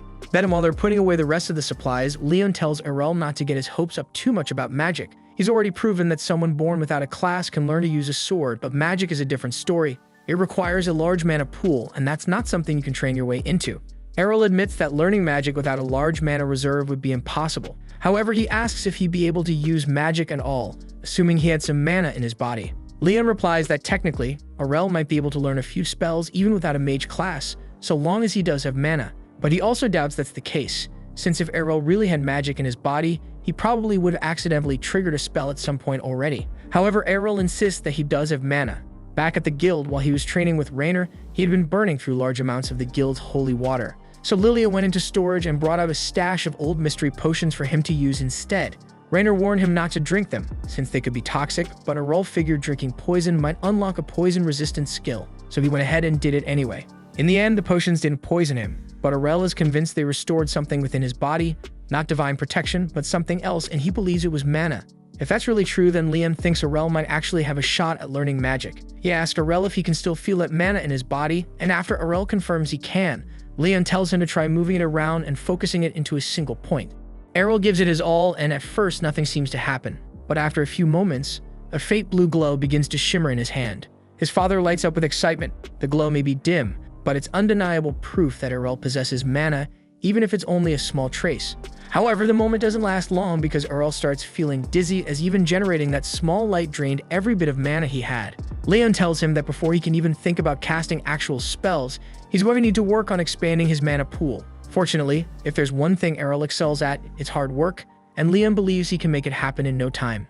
The following morning, Arel marches into the item shop and drops a heavy pile of gold coins onto the counter, announcing that he wants to buy every mana potion they have in stock. From that point forward, he begins a rigorous routine, constantly draining and refilling his mana pool to force it to grow. And after 6 months, Arel's effort pays off, and his mana pool has increased enough for him to stably maintain a floating ball of mana. Liam proudly congratulates him on his progress, but there's still a long road ahead as Arel's current mana output is only equivalent to that of a typical 10-year-old. Leon then hands him a piece of parchment inscribed with Magiscript, the written language of magic, and explains how this will be different for him. Normally, someone with a mage class would instinctively gain the script for each spell as part of their skill set, but since Arel has no class-based magic skills, he'll have to manually memorize the script for every single spell he wants to use. It's going to be a demanding process, so Leon recommends that Arel consider studying the basics in the City of Magic, though he'll need to further train his mana before he can meet the minimum threshold required for entry. It's been 3 years since that day, and ever since, Rainer's been spending every single day training under Arel's mom, not just to sharpen her sword skills, but to become a better homemaker too. Earlier this morning, she was asked to handle the tea by herself, and at first the pressure rattled her, but she pulled herself together and eventually brought it over with shaky hands. She stood there nervously as Arel's mom took a sip, paused to savor it, then told her with a smile that the tea was perfect, just the way it should be. Rainer didn't think that simple praise could make her that happy, but it did. Her quiet little victory didn't last long though, as a sudden cry echoed from upstairs. It was Arel's younger sister Mira, yelling that Arel was gone. She'd gone to wake Arel, but his room was empty, and the only thing left behind was a note. Rainer and Arel's mom quickly read the short message, which simply said he was heading off to Arzbel, the City of Magic, to begin his training. His mom's heart sank a little, hurt that he didn't even say goodbye, while Mira kept sobbing. That's when Rainer had a flashback to when she herself vanished years ago for Sword City Brescia, and how her choices must have hit her own family just as hard. Without hesitation, Arel's mom turned to her and said she never wanted Rainer to vanish like that. Rainer promised she wouldn't because she still had too much to learn from her. The older woman looked off in thought, remembering how her first daughter had left years ago, and now Arel had walked the same path. She couldn't help but wonder when, or even if, she'd see them again. Elsewhere, Arel was already riding out past the edge of the village, sitting beside the same night-turned driver from before, who looked both surprised and amused to see him again. Arel asked how long the trip would take, and the man estimated about 2 days. As the road stretched ahead, the driver couldn't help but remark how strange Arel was, how he went to Brescia, made a name for himself with jaw-dropping strength and talent, then ditched all the spotlight and came back to a tiny village no one's ever heard of. Then like smoke, he vanished for 3 whole years, and now here he was again, headed to Arzbel of all places. Arel just shrugged it off, saying he wanted to take a shot at the exams and see how he measured up against the rest. Out of nowhere, a red-haired kid pipes up and asks Arel if he's heading to the entrance exam for the Magic Academy too. He finds it odd though, since Arel looks way older than the typical first-timer, but before Arel even gets a chance to answer, a sharp-tongued, blue-haired girl jumps in, scolding the boy for being rude and assuming things, and she says it's clear that Arel must have been failing the exam year after year. Just as Arel opens his mouth to explain that this is actually his first time going to that city, the girl cuts him off again, saying it's really inspiring to see someone so weak still trying to push past their limits. The red-haired boy immediately snaps back at her, and the two start arguing like crazy while the green-haired girl steps in and tries to calm them down, but she doesn't get very far. The red-haired boy spins back around toward Arel and asks what kind of magic he's into, proudly stating that he himself uses red magic. That triggers a memory in Arel, and he starts recalling how his dad once taught him about the 6 main magic affinities. Black stands for dark magic, white for light, yellow is earth, green is wind, blue means water, and red, of course, is fire.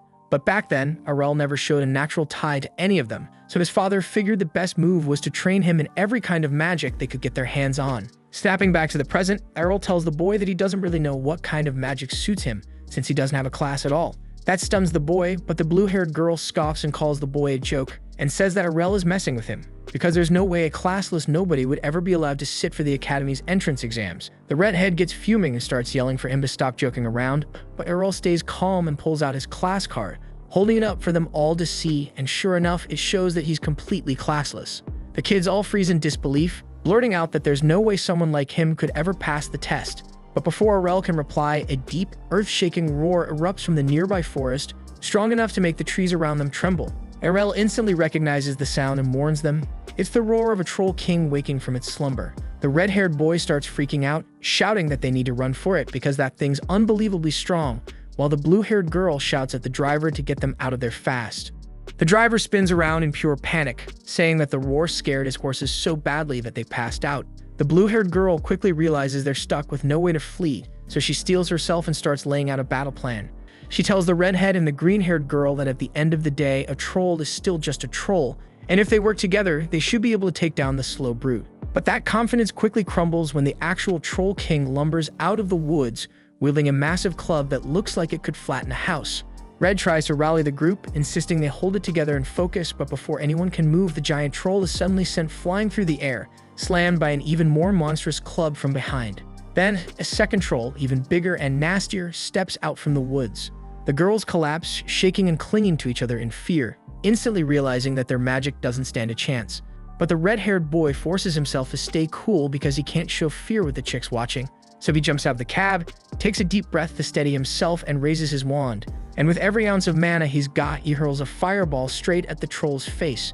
For a second, it looks like they might actually land a hit, but once the smoke clears, the troll stands there, completely untouched and a lot angrier. The boy freezes since that blast drained all his mana, and he's got nothing left to run or defend himself. The freaking troll then lets out a furious roar and charges straight at him. But right before it reaches him, a massive explosion shakes the entire area, engulfing the beast in flames and reducing it to ash, leaving everyone staring and stunned. Then Arel steps forward from behind, rubbing the back of his head and muttering that maybe he overdid it a little. The red-haired boy is speechless, and even the girls start whispering to each other, shocked that Arel just used explosion magic, something only elite mages are even capable of and rarely so effortlessly. While they're still processing what just happened, Arel walks over to the horses and casts a healing spell to bring them back to their feet. As he turns around, he finds the red-haired boy already on his knees, bowing and begging him for forgiveness, and even more dramatically, asking to become his student so he can one day become a top-tier wizard too. Arel tries to brush it off and explain that they've got it all wrong, that he's just a test taker, nothing more. He even shows them the class card again to prove he doesn't even have a class, but the green-haired girl just smirks and says he must be some elite mage pretending to be classless to keep a low profile. Arel gives up trying to convince them and simply heads back to the road, continuing his journey to Arsbel. And after a few days of travel, they arrive just as the sun begins to rise. The city sits nestled beside a wide lake, with drawbridges on all sides that lift and lower to control the flow of people. The girls stare, dumbfounded, as the smug, loud-mouthed redhead trails behind Arel like a well-trained mutt, bombarding him with all kinds of questions. Once they step through the gates, the boy excitedly says Arel must be here to take the red magic exam, which means the two of them will be placed together. Meanwhile, the green-haired girl and the blue-haired one are headed toward the earth and water exams. That's when Arel finds out that the academy sorts its students and tests based on their elemental affinity, and he quietly hopes they won't toss him aside the way Brescia did, just because he doesn't have a class. But then something unexpected happens, because when he walks up to the reception desk, the lady behind the counter welcomes him with a smile, stamps his card, and hands him his exam number. Arel is still uncertain and asks if it's really okay, even though he has no class. So the receptionist calmly replies that every candidate has the same right to take the test, and no one here gets turned away. That's when it really hits him that this place is nothing like Brescia. Feeling a flicker of hope, he heads toward the testing field. There he spots a group of kids lined up, one after another, taking turns. One boy launches a tiny fireball at a metal dummy and earns a pass. Before Arel can figure out what he's supposed to do, a loud, flashy guy with bright red hair strolls into the arena and casually asks if he's allowed to blow up one of the metal knights. The examiner looks puzzled at first, but after checking his ID card, he realizes the kid's an advanced caster, a rank that's incredibly rare to see. All the onlookers go quiet as the guy steps up, casts a spell, and unleashes a blazing column of fire that completely engulfs the armored dummy. He stands there, clearly impressed with himself, but the red boy doesn't let that slide and suddenly shouts that Arel could top that without breaking a sweat. The flamboyant caster whips around, insulted, and asks if this nobody seriously believes a regular dude could beat someone with advanced magic. The red boy scoffs and fires back that Arel could eat him for breakfast and crap him out before lunchtime. The show-off laughs it off, saying those are empty words because no one else here could pull off a move strong enough to melt steel like he just did. Arel finally cuts in, pointing out that the metal knight didn't even budge, let alone melt. The instructor steps in to explain that the knights are crafted from mithril, one of the toughest metals on the planet, so there's no way it would go down that easily. The redhead immediately starts teasing the flashy guy again, dragging Arel into it by claiming he'd outperform him without even trying, so Arel smacks him upside the head and calmly walks into the testing zone. He decides to fire off the same spell that the arrogant guy used, which already gets everyone buzzing. But instead of a flashy show, his magic unleashes a small, concentrated flame pillar that looks way too weak to cause any damage. The show-off boy bursts into laughter, but it dies in his throat seconds later when the Mythal Knight suddenly collapses into a puddle of molten slag. The boy stares in disbelief, claiming that eruption spells aren't strong enough to melt Mythal.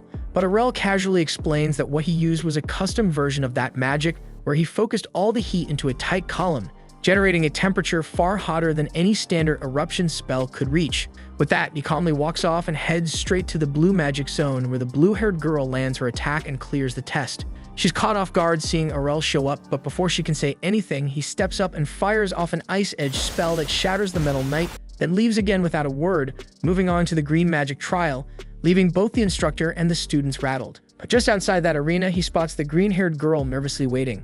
She admits she hasn't even signed up yet because she's scared stiff. So Arel takes a minute to boost her confidence, gives her a little pep talk, and walks her over to the registration desk before heading to the arena. The exam this time is simple. Create a basic wind spell strong enough to spin the windmill in front of them. But in typical Arel style, he goes completely overboard and summons a freaking whirlwind that shreds the entire windmill into splinters, leaving the examiner speechless. The green girl's up next, but her nerves kick in again and she starts hesitating until Arel encourages her one more time and gives her a push. And thanks to that, she manages to pass as well. With those 3 schools out of the way, he breezes through both the Light and the Yellow Magic Academy without breaking a sweat and makes his way toward the Dark Magic School. The place looks like a rundown ghost town from the outside with not a soul in sight until he hears a strange noise coming from a nearby crate. Just as he's about to check it out, a creepy woman suddenly calls out, sobbing about her missing pet, and asks Arel if he's seen it anywhere. Caught off guard, Arel points toward the crate and says there's something moving in it. The woman wastes no time tearing it open and pulling out a bizarre, toad-like creature with limbs in the wrong places. Beaming with joy, she proudly tells Arel she created this chimera herself and asks if he thinks it's cute. Arel just forces a smile, but before he can say anything, he nearly jumps out of his skin when a skeleton suddenly appears behind him. Reacting on instinct, he swings his wand and lops its head clean off. The skeleton casually bends down to pick it up again while Arel stares in disbelief, asking if she's some kind of undead beast. She brushes it off and cheerfully introduces herself as Latalia, claiming she's just a lovely office lady who works here. When Arel asks about the exam location, Latalia explains that the Dark Magic Academy has no restrictions, so anyone can walk in and take the test, since they barely get applicants. And just like that, Arel successfully qualifies for all 6 schools, and once his full registration is complete, he steps outside, only to be immediately surrounded by the red-haired boy and the blue and green-haired girls, all of them bickering about which magic academy Arel is supposed to join since he passed their exams. But Arel stuns them all by revealing that he cleared every single test, and he's planning to attend all of them. The kids are stunned, their entire world shaken by Arel's outrageous ambitions. None of them believes he's serious until he pulls out all the student ID cards he received from the 6 different schools. That finally shuts them up, but they're still confused about how any school would allow him to enroll in more than one place at the same time.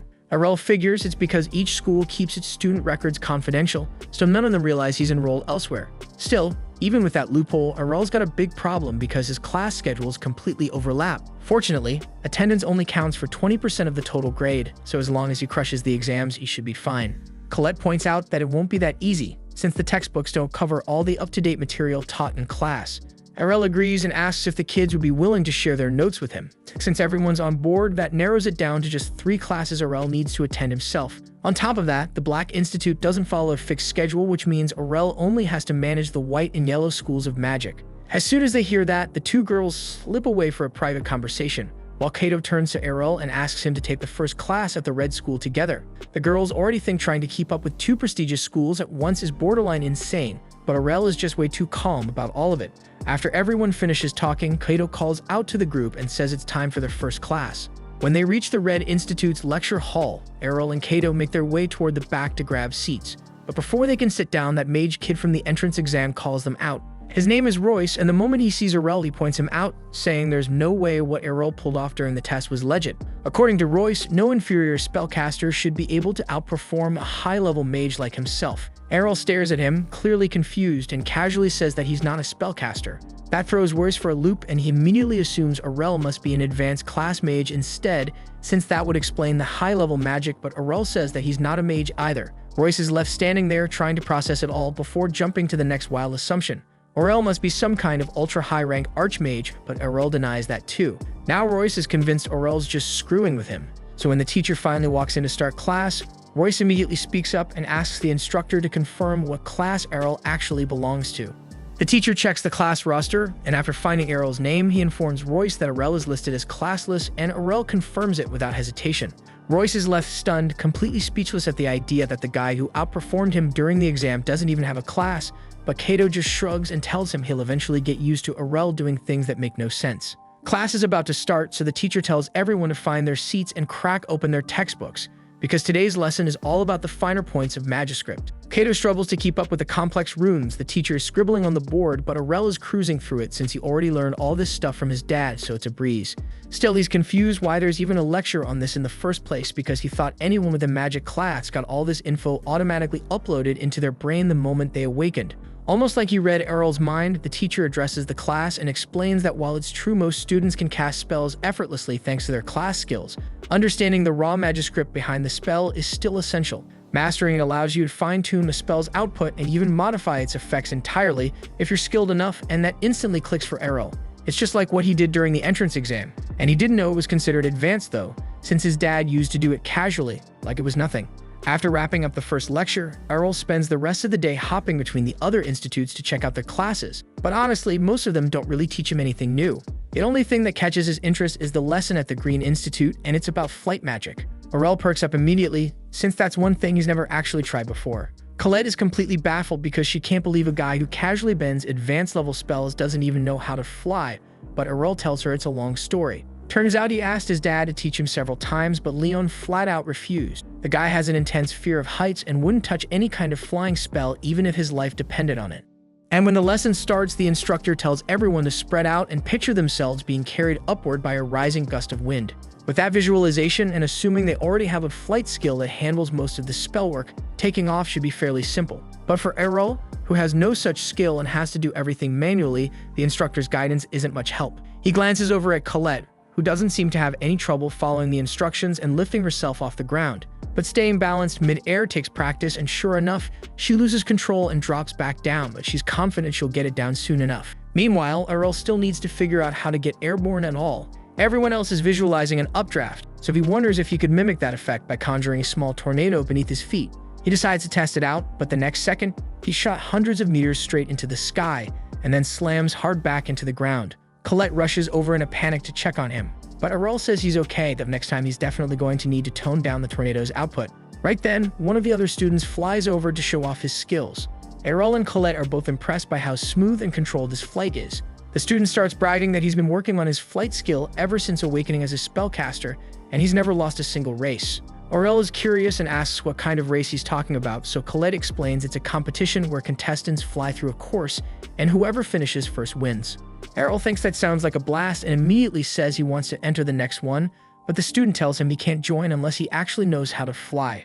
Arel says he'll just train until he gets the hang of it, but the kid shakes his head and tells him there isn't enough time. The next race is only 2 months away, and while hovering might be easy to pick up, true flight takes at least 6 months of consistent practice, so realistically he has no chance. The student isn't trying to be rude, he just doesn't believe anyone could master flight in under 2 months. And he suggests Arel focus on joining next year's race instead, then he flies off. Colette turns to Arel and asks if he's really going to wait until next year's race after all, but Arel insists 2 months is all he needs to take to the skies. After several weeks, Kufa, Colette, and Kato are all back at school after dark, and Kato can't help but wonder why they dragged him out here. Colette tells him she left something behind and had to come pick it up, but she was terrified to go by herself. Kato gets that, but he still doesn't see why he needed to come too, especially when Kufa is already with her. Colette says that actually it was Kufa who suggested inviting him along. Kufa awkwardly admits that with all the strange talk going around lately, she figured having Kato with them might be safer. Kato raises an eyebrow and asks what rumor she's talking about, so Kufa explains that for the past few weeks, people have been spotting a ghost wandering around the school grounds at night. The second Kato hears that, he starts to panic because he's absolutely terrified of ghosts. Kufa bursts out laughing how freaked out he gets and starts teasing him for it. But Kato shoots back that Kufa's been clinging to Colette this whole time, so she's clearly just as scared. The two of them get into a heated back and forth while Colette tries to calm them down, but then they suddenly freeze, eyes wide, and point at the window behind her in pure horror. Before Colette can even turn around, a figure slides open the window and clamps a hand over her mouth. Kikyo immediately pulls out his wand and threatens to incinerate the intruder on the spot if they don't let Colette go. That's when a familiar voice tells him to chill out before someone notices them. And once the figure pulls down their hood, everyone realizes it's Arel.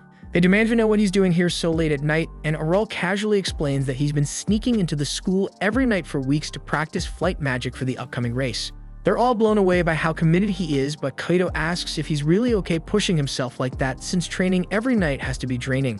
Arel thanks them for worrying, but he explains to Kikyo and the rest that he always makes sure he sleeps enough, and even mentions that he'd been taking a nap outside right before they arrived.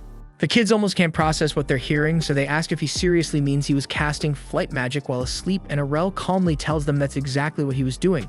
Training like that lets him stabilize the spell until it becomes completely instinctive, and it also boosts his mana pool, so it ends up being incredibly efficient for his growth. Kikyo is stunned by how seriously Arel approaches his training, and even though he knows he probably won't ever reach Arel's level, he decides he's going to start working himself hard too, and the others make up their minds to do the same. The following morning, Arel is back in class with Kikyo, and while the teacher is writing a spell on the board, he notices there's an error in it, so he speaks up and points it out. The teacher quickly realizes that Arel is correct, so he starts fixing the spell, and Kikyo thinks it's crazy impressive that Arel managed to catch the mistakes so fast. Arel explains that he has every spell in the textbook memorized, since they don't just pop into his head like they do for the others, but Kikyo can barely memorize even a single spell, so he asks how Arel pulled that off. Arel replies that he just trimmed down and simplified a bunch of the spells so they'd be easier to remember and activate, and the teacher finds that approach really interesting and invites Arel to write one of his versions on the board. Arel does it without the slightest bit of hesitation, and after carefully looking over what Arel wrote,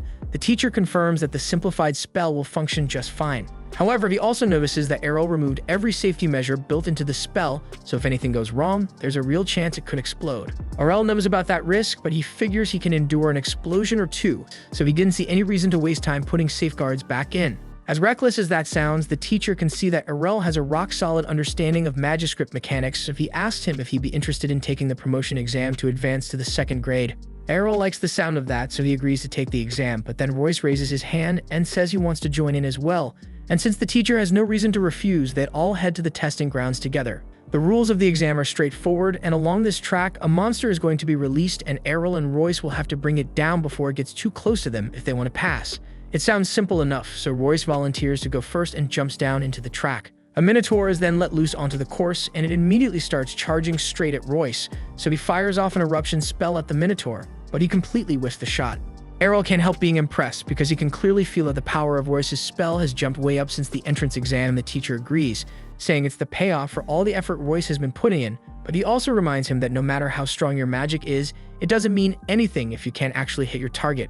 Royce frantically fires off more eruption spells as the Minotaur closes in on him, but his aim is complete trash, so the beast keeps getting closer until it's right about to strike him, only to suddenly vanish at the very last second. The teacher explains that Royce was never in any real danger since they have a safety system in place to stop the monsters from actually harming the students, but he still hopes the exam drilled a valuable lesson into him about where he currently stands as a mage.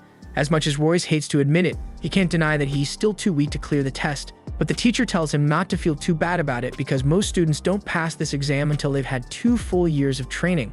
Then it's Arel's turn, so he steps down onto the track, and the teacher releases the next monster, but for some reason, this one looks a lot larger and more intimidating than the Minotaur Royce had to fight. Right then, another instructor rushes over to warn Bacchus that there's been a mix-up, and a superior Minotaur was accidentally thrown in with the regular ones they'd normally use for the exam. Bacchus immediately realizes how bad that could be, since a superior Minotaur might actually be strong enough to punch through their safety system, so he shouts for Arel to get out of there, but Arel just says he'll be fine because he's confident he can take it down. Arel then conjures 2 blazing fire javelins and hurls them straight at the beast, but it's far too quick to fall for a direct assault and easily flips over them. However, Arel had already planned for that reaction, so he makes the javelins curve around in midair and slam into the Minotaur from behind, buying him just enough time to completely roast it with its customized eruption spell. And just like that, Arel officially passes the promotion exam, and later in the day, Kikyo is hyping him up to the others, talking about how insane Arel's performance was. But Kufa notices that Arel seems bothered by something, so she quietly asks him what's wrong. Arel explains that he was only allowed to take the promotion exam ahead of schedule because the teacher personally recommended him. That promotion only counts inside the Red Institute, so now he has to figure out how to convince the instructors at all the other schools to sign off on the same thing. The following day, Arel wastes no time tracking down the blue class instructor, pressing her to let him sit for the promotion exam so he can move up a grade. But she doubts his qualifications and reminds him those exams only take place once a year, and when that time comes, he's free to apply like everyone else. Arel doesn't back off that easily though and calls her out on the recommendation system, pointing out that if she endorses him, he can take the exam immediately. She admits it's a legitimate rule, but says they reserve it strictly for the kind of students who are practically 1 in a million, so Arel tells her to just watch his magic once and decide for herself. The instructor exhales sharply and turns to him, saying that if he starts showing up to class like a normal student, she'll consider taking a look and judging if he's ready for a promotion. Arel pulls a face and mutters that wasting time in those pointless lectures is probably the dumbest thing he could do right now. That seriously sets her off, and she snaps, shouting at him, asking if he really thinks her class is that worthless. He shrugs, saying her lectures might help beginners still learning the basics, but to him, they're just a boring cycle of stuff he's already mastered. Her face goes beet red with fury, yelling that she'll be the one to judge whether his magic is basic or not. Arel smirks inside, knowing he got the reaction he needed. Finally, he's one step closer to unlocking the advanced magic he's been aiming for. She drags him straight to the training arena while Kufa watches from above, wondering why the hell Arel would go out of his way to piss off Hengel, the blue class mage, especially when she's only one step shy of becoming an archmage, a title that puts her near the top of the magical world. But Arel clearly doesn't care, standing his ground in the arena like it's just another day. Hengel then lays out the rules. No physical attacks allowed, and if he wins the mock battle, she'll approve his exam, and Arel nods without hesitation, saying he feels pretty confident about his odds. That alone lights a fire under her, stunned by how cocky he is when she's basically a borderline archmage, so she decides to shut him down right then and there. The moment the duel kicks off, she launches a monstrous ice storm spell that spins a deadly vortex around Arel. The chill is so brutal that even Kufa, sitting far above, struggles to breathe through the freezing air. And she silently prays he makes it out alive, but when the winds finally settle, her heart sinks as Arel is frozen solid and turned completely to ice. Hengel smirks, saying Arel's just like the rest, loud talk but no bite to back it up. She then turns toward Kufa, giving her a quick lesson mid-battle, saying that whenever you're in a mock fight, you should open with a heavy hitter to throw your opponent off balance and end things fast. But right before she can gloat about her easy win, the ice casing around Arel suddenly cracks, and he blasts his way out with some punches. Turns out Hengel wasn't the only one quick with her casting. Arel had already layered protective ice barriers around himself mid-spell, shielding him from the worst of her blizzard. She nods, giving him credit for thinking fast, but warns him it's still not gonna be enough. Arel just shrugs and says they won't know until he actually tries, then without hesitation, he summons a set of ice shards. Hengel looks unimpressed, calling them beginner-tier magic. But Kufa's eyes go wide as Arel suddenly doubles the count, while she herself can barely handle 2 at most. Hengel raises an eyebrow and gives a crooked smile, saying it's decent for a fresh recruit, but nowhere close to something that could threaten her. Instead of playing defense with an ice wall, she decides to meet him head-on and fires her own shards. The 2 volleys collide midair in a frosty blast, shattering in a shower of frozen shards. Arel watches the result and admits he probably underestimated her.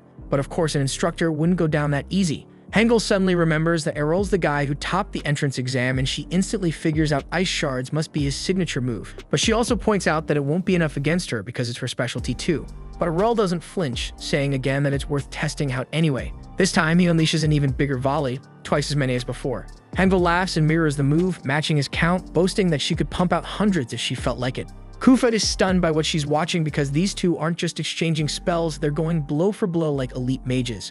But Arel's still got more up his sleeve, and out of nowhere he summons 100 ice shards at Hengel's right side, then another wave on her left, and even more right behind her, trapping her in a ring of frozen death. That throws her off, and she quickly realizes that duplicating shards is one thing, but coordinating them in multiple directions takes high-level casting. She knows her own shards won't cut it this time, so she raises an ice wall just in time, shielding herself from the icy barrage.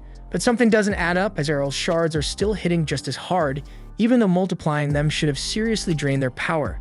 Hengel stays sharp though, because she knows Arel's attacks can't break through her wall, so she starts conserving mana, waiting for him to burn out and leave himself open for one final decisive strike. But before she can even think about launching her final spell, Arel beats her to it. He unleashes his finishing move instead, and Hengel is stunned because there's no way he still has the mana for that, and she's certain he can't break through her thick ice barriers. But it was all part of Arel's setup, as she's boxed herself in with her own defenses. So now she's trapped inside and wide open as he conjures a massive ice spear above her and sends it crashing down without hesitation. Hengel scrambles, casting a shield in panic, but it's not strong enough to fully absorb the impact. The spear punches through and slams into her with a deafening hit. Arel exhales in relief, muttering that she was one hell of an opponent. Meanwhile, Kufa stands frozen, unable to believe her eyes that a student just took down a full-fledged academy teacher. Later on, he catches up with the rest of the group outside, where Kufa fills everyone in on the fact that Hengel decided to promote Arel on the spot, skipping the official exam entirely. Kikyo pumps his fist, thrilled for Arel, but Arel isn't about to stop now. His sights immediately lock on to Colette and the green school next. And a little while later, we see Colette tag along as Arel approaches the green class instructor and asks to take their promotion exam. She turns him down flat, saying he'll have to wait until the official date like everyone else. Arel pushes back, insisting that if she just gives him a recommendation, he could take the test right now, and even offers to show off his magic. But she holds her ground, saying their rules aren't the same as the other classes.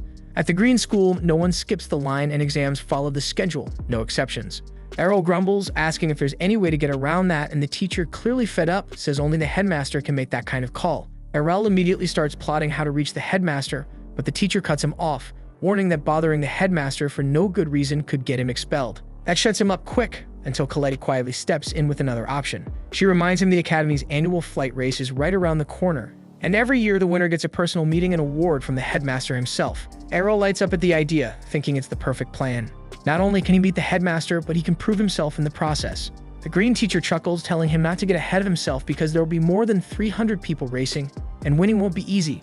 But Arel doesn't even flinch and says with a smile that he's going to win it at all costs. Eventually, race day rolls around and the participants line up as the announcer introduces the school's headmaster. He gives a short greeting, wishing everyone a safe competition and reminding them to keep things clean. Just before the race kicks off, that green-haired kid shows up again, strutting up to Arel and tossing more attitude, asking if he's here to make a fool of himself again. But Arel just stares completely blank as he doesn't even recognize him, and that makes the brat snap. Furious, he shouts his name Skake and declares that he's destined to become the fastest mage in the world. And with that, the race begins and the sky fills with flashes of magic as the racers shoot off into the air, some bumping into each other and tumbling out, while the more skilled flyers start pulling ahead through the chaos. One guy rockets forward like a missile but can't steer for anything, slamming right into a wall and getting disqualified on the spot. 15 contestants break away from the rest, leading the charge, and most of them are upperclassmen with high-ranking badges. But one of the professors, named Dumble, notices something odd. Two unfamiliar faces are up there, both first years, and they're none other than Arel and Skake. Skake can't believe Arel's still with them and demands to know how he's keeping up, but Arel calmly replies that everyone is just moving slowly on purpose. Skake looks confused, so Arel explains that it's a long-distance race, and if they burn all their mana up too early, they'll crash before the finish line. They keep a steady pace and eventually hit the first tough section, a tight turn through a narrow gatehouse followed by a sharp left. Some of the racers try to blitz through, but they fail to turn in time and end up crashing into the lake below. But Skake plays it smart, sticking to the middle of the pack for better positioning and nails the turn. He grins, assuming Arel got wiped out, but to his shock, Arel's still right there beside him, smooth as ever. Then comes Dion, the reigning champ of the last 4 years, who suddenly kicks into high gear and surges ahead of the group. But both Arel and Skake hold tight on her tail, refusing to drop back. Even Dion glances over, clearly surprised that two newbies are still in the running. Skake begins to strain, his pace slipping as he fights to keep up. But he digs in, refusing to back off. That's when Dion decides to get serious, and she boosts her speed again, but this time going full throttle. Skake tries to match her, but he starts gasping, sweating buckets as his body struggles to keep up, but his mana finally runs dry and he slows down. Professor Dumble gives Skake some well-earned praise, saying he's got serious potential if he keeps putting in the work. But just then, to everyone's surprise, Arel is still hot on Dion's tail. She glances back, stunned that someone's still keeping up at this ridiculous pace, and decides to step it up again. Arel quickly realizes that his 2 months of training aren't gonna cut it, not against someone like her, so he pulls out his trump card. He starts casting wind magic beneath his feet, forming small air pockets to leap off of. The technique gives him just enough lift and momentum to keep matching Dion's speed, staying right on her level. The commentator's totally lost, unable to make sense of what he's seeing, but Dumble catches on fast. He breaks it down, explaining Arel's strategy, but adds that generating that kind of lift would normally require the leg strength of a top-tier swordsman, which doesn't add up, but what they don't know is that Arel never skips leg day, and he's not letting up as he keeps the pressure on Dion. Still, Dumble warns that the home stretch is coming up fast, and there's a nasty sharp turn before the finish, so at these speeds, they'll crash if they don't start slowing down soon. Dion knows that too, and she holds her pace for as long as possible, but eventually eases up because she knows she'll wipe out if she doesn't. Arel, on the other hand, doesn't even flinch, and he barrels toward the corner at full speed, slams a wind pocket, and launches himself into the turn with perfect timing. It works, and he clears the final turn and crosses the finish line first, snatching victory. Dion finishes just behind him, but instead of being bitter about it, she walks over, shakes his hand, and congratulates him with a smile, wishing him luck in whatever comes next. Skake finally shows up too, crawling in at third place before collapsing to the ground, completely drained. A little later, the headmaster steps forward and awards Arel his medal and certificate, But Arel doesn't waste a second and asks right then for a promotion to 2nd grade. The headmaster grins and says Arel's performance was outstanding and he's more than earned it, and the promotion is approved. And with that, Arel completes his promotion in the green, red, and blue schools, leaving only 3 more schools to go. After a few days, Arel heads to the yellow school and asks a teacher whether he can advance to the next class. She tells him that the only way to earn an early promotion is by proving his skills through a useful invention for the school's showcase. Unfortunately, since Arel forgot to sign up in advance, all the slots are already taken. That means he'll have to wait several months for the next event. Growing restless, Arel pleads with her to make a special exception, but she firmly declines. Desperate, he insists that he has created an entirely new type of golem, yet she still refuses to bend the rules for him. Just then, another instructor named Rogwell takes an interest in Arel's golem. He tells Arel that if he truly can present something special, he will take him on as a research assistant and even secure him a reserved spot in the showcase. The offer sounds almost too perfect, but Arel agrees. Behind him, the first teacher quietly believes he has made a grave mistake, which leaves Arel confused. She explains that while Rogwell can indeed send him into the showcase, his standards are extremely brutal because he is obsessed with golems. Arel doesn't see the issue at first, so she reveals the truth. Rogwell specializes in combat golems and uses the showcase to ruthlessly overpower weaker students with his creations. Shocked, Arel finally understands that Rogwell simply wants to use him as a living test subject. The teacher offers to help him withdraw from the deal, but Arel refuses her help, confident in his own fighting strength. A short time later, the day of the showcase arrives and all the teachers proudly display their creations. Soon after, Rogwell steps into the arena and announces that he will now present his golems. The moment he appears, the crowd begins whispering that another student is about to be humiliated. Rogwell then summons his earth golems and orders Arel to bring out his own. Arel nods and calls forth his golem Alpha, and when Alpha steps forward, Rogwell is stunned to see it built entirely out of metal. The students watching are impressed by Arel's ingenuity, while Rogwell assumes the metal frame is far too heavy to move properly with earth magic. Suspecting that someone might be hidden inside the armor, he rips off the golem's head, only to find it completely hollow. As he holds the head in his hands, Rogwell finally realizes that Arel's golem is made from a custom lightweight metal mix. Convinced that the lightweight metal made Arel's golem fragile, Rogwell orders his earth golems to launch their attack. And as one of them rushes forward, Alpha shifts into a combat stance. The moment the golem swings its fist, Alpha stops the blow dead in its path, and the sheer force of the counter shatters the attacker's arm. Watching his strongest weapon get effortlessly destroyed, Rogwell finally stops looking down on Arel's creation. When the damaged golem regenerates its arm, he commands all the others to reinforce their bodies. With their strength boosted and attacks coming from multiple directions, Rogwell is certain that Alpha can't possibly block everything with only 2 arms. In response, Arel calmly summons several swords for Alpha, and the golem smoothly takes up a proper sword stance. Rogwell assumes this is a fatal mistake and sends all of his golems charging in for the finishing blow. Instead, Alpha wipes out every single one of them with a single sweeping slash, leaving Rogwell frozen in disbelief. Arel thinks it was nothing more than a basic attack, but Rogwell insists that such an advanced sword technique should be utterly impossible for a golem. Arel explains that while ordinary golems can't wield swords, Alpha was built with a special lightweight metal and flexible joints, reducing mana consumption while greatly increasing its mobility. As Arel finishes explaining, Rogwell finally grasps the theory behind the design, yet he still struggles to believe it actually works. Arel then asks if his research is sufficient to qualify him for the promotion exam. Rogwell tells him that assistants aren't normally allowed to take it, but adds that he can directly request the headmaster to promote him if Arel agrees to join his golem laboratory. And without a second thought, Arel accepts. After officially receiving his promotion at the Yellow School, Arel heads to the White Institute to take another promotion exam, where he meets Instructor Keed. Seeing that her eyes are always closed, Arel asks if she's alright. Keed calmly explains that she is naturally blind, but instead perceives the world through the magical energy within people and objects. However, when she peers into Arel's body, she discovers countless bottomless streams of magical power inside him. Stunned by the overwhelming amount of energy, Keed anxiously asks if he's truly okay, and Arel reassures her that he's perfectly fine. In the end, she decides to set aside the strange phenomenon inside him and leads him toward the trial slate. As they step into the shady cave, Keed begins explaining that the skeletons of fallen warriors once rested there, but after the cave was flooded with a massive concentration of mana, their bones became animated. To begin the exploration, Arel casts a light spell, prompting Keed to warn him that the undead are drawn to it. And before long, skeletons swarm toward Arel, but he instantly erases them with a holy ray and keeps moving deeper inside. Soon after, Keed hurries to catch up to him, and when Arel asks if the exam continues further into the cave, she tells him he has already passed, since the only requirement was defeating a number of undead. Though she worries that he might exhaust his mana on the way back, Arel calmly assures her that he hasn't even tapped into 1% of his reserves. All of a sudden, a powerful undead attacks them from behind, so Arel blasts it away with another holy ray. While Ki remains on guard around the dangerous skeleton, the undead begins to introduce himself. But to the undead's shock, Arel keeps firing holy rays at his bony butt, never giving it the chance to even say its own damn name.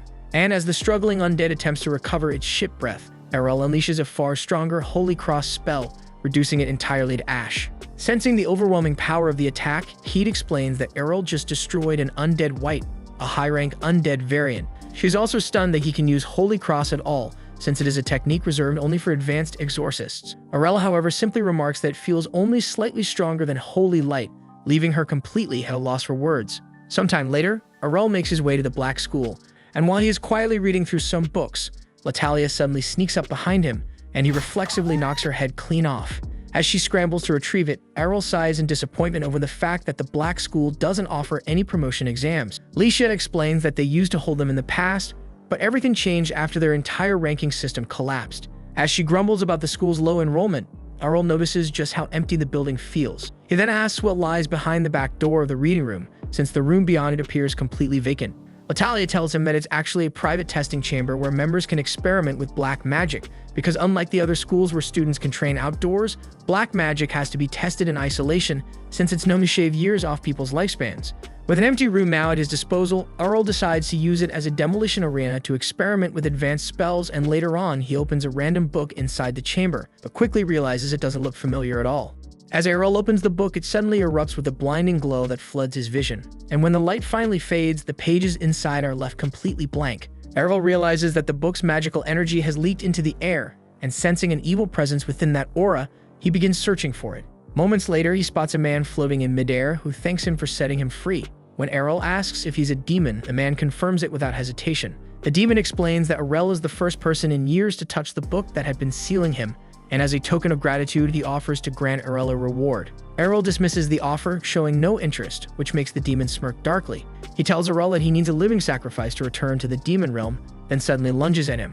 Arel effortlessly blocks the attack and fires back with his wand, but when he tries to cast an explosion spell, it fails to activate. The demon then reveals that he has trapped Arel beneath a magical ceiling barrier that nullifies his magic. Realizing that spells are useless, Arel switches to direct combat. He swings his wand like a blunt weapon and cleaves straight through the demon's head in a single strike. Stunned, the demon quickly regenerates and reattaches it. Believing Arel to be a magic swordsman, the demon questions him, but Arel casually says he's actually classless and immediately starts beating him down. As the demon endures the relentless barrage, he insists that physical attacks won't work on him. Still, Arel keeps attacking like a man possessed, unleashing countless slashes on the overwhelmed demon. Shocked that it's still alive, Arel continues the assault without slowing down. Eventually, the demon is forced to shrink its body to conserve mana until Arel crushes it down to the size of a rat. At last, the demon admits defeat and begs for mercy, and Arel finally agrees to stop. As the demon breathes in relief, Arel places a strange seal on its stomach, explaining that he has now turned it into his slave. When the demon tries to resist, its entire body bursts into flames, and Arel calmly explains that it will suffer unbearable pain whenever it even thinks about betraying him. At that moment, Latalia walks in to investigate the noise and is shocked when she spots the demon, but Arel reassures her that there's nothing to worry about since he made it his familiar. A short while later, Arel goes out to meet the other kids who praise him for all of his recent promotions. They also tease and bully his unfortunate demon familiar, now named Maddie, but Arel lets them have their fun. He then orders Maddie to go buy everyone lunch, but Maddie refused, saying he wasn't an errand boy, yet after a little burning, he agreed to go. And while Maddie heads toward the cafeteria, he silently swears to someday break free from Arel's contract and make him pay for everything. After 6 months, the headmasters of all 6 schools gather for a formal meeting. There, an official informs them that each school's annual budget and sponsorship will now be determined by the number of students and staff they have. When the Black School's budget is announced, its headmaster Blag angrily protests that his school has suffered a 40% reduction in funding. The official calmly explains that the Black School's overall contributions are far lower than the others, so receiving fewer resources is only fair. Frustrated, Blag complains that he can no longer support his research, while the Red School's headmaster Redora openly mocks him for wasting his time on childish evil spells. At the same time, the White School's headmaster Guido argues that black magic is inherently dangerous and suggests that the school should be shut down entirely. Fortunately, the official states that he won't be making such a drastic decision in this meeting. He then reveals that the current budget is still subject to one final adjustment. explaining that all schools can receive increased funding if they perform well in the upcoming 6-school magic competitions. He tells Blag that if the black school manages to win, he will restore its budget to last year's amount. Furious at what he sees as unfair terms, Blag realizes they are trying to completely bury his school. Back with Arel and the group, Arel wonders what the upcoming Mage Lord Festival will be like. The kids explain that it is the biggest event in the city, with the 6-school magic competition serving as its main attraction. Kikyo asks Arel if he plans to participate, and Arel reveals that he will be competing in the rookie division. Excited to watch him fight, the kids begin arguing over which type of magic he should use, but Arel tells them that he has no intention of limiting himself to just one element. Curious, Maddie asks which school Arel will represent, so Arel replies that the headmasters have summoned him for a meeting the next morning, so he will likely find out then. Noticing Maddie's interest in the festival, Arel asks if he actually likes it, but Maddie brushes it off, claiming that demons don't care about human celebrations. Later that night, Blag sketches a bizarre magic circle on the floor, quietly talking about proving the true might of black magic. As he attempts to summon the strongest beast from the demon world, a writhing mass of flesh emerges from the circle. To his horror, it immediately lunges at him and devours him whole. Seconds later, the monstrous blob fully absorbs Blag, leaving it free to put the ignorant magic city at risk. This was the end of episode 10. Subscribe to not miss the next episode.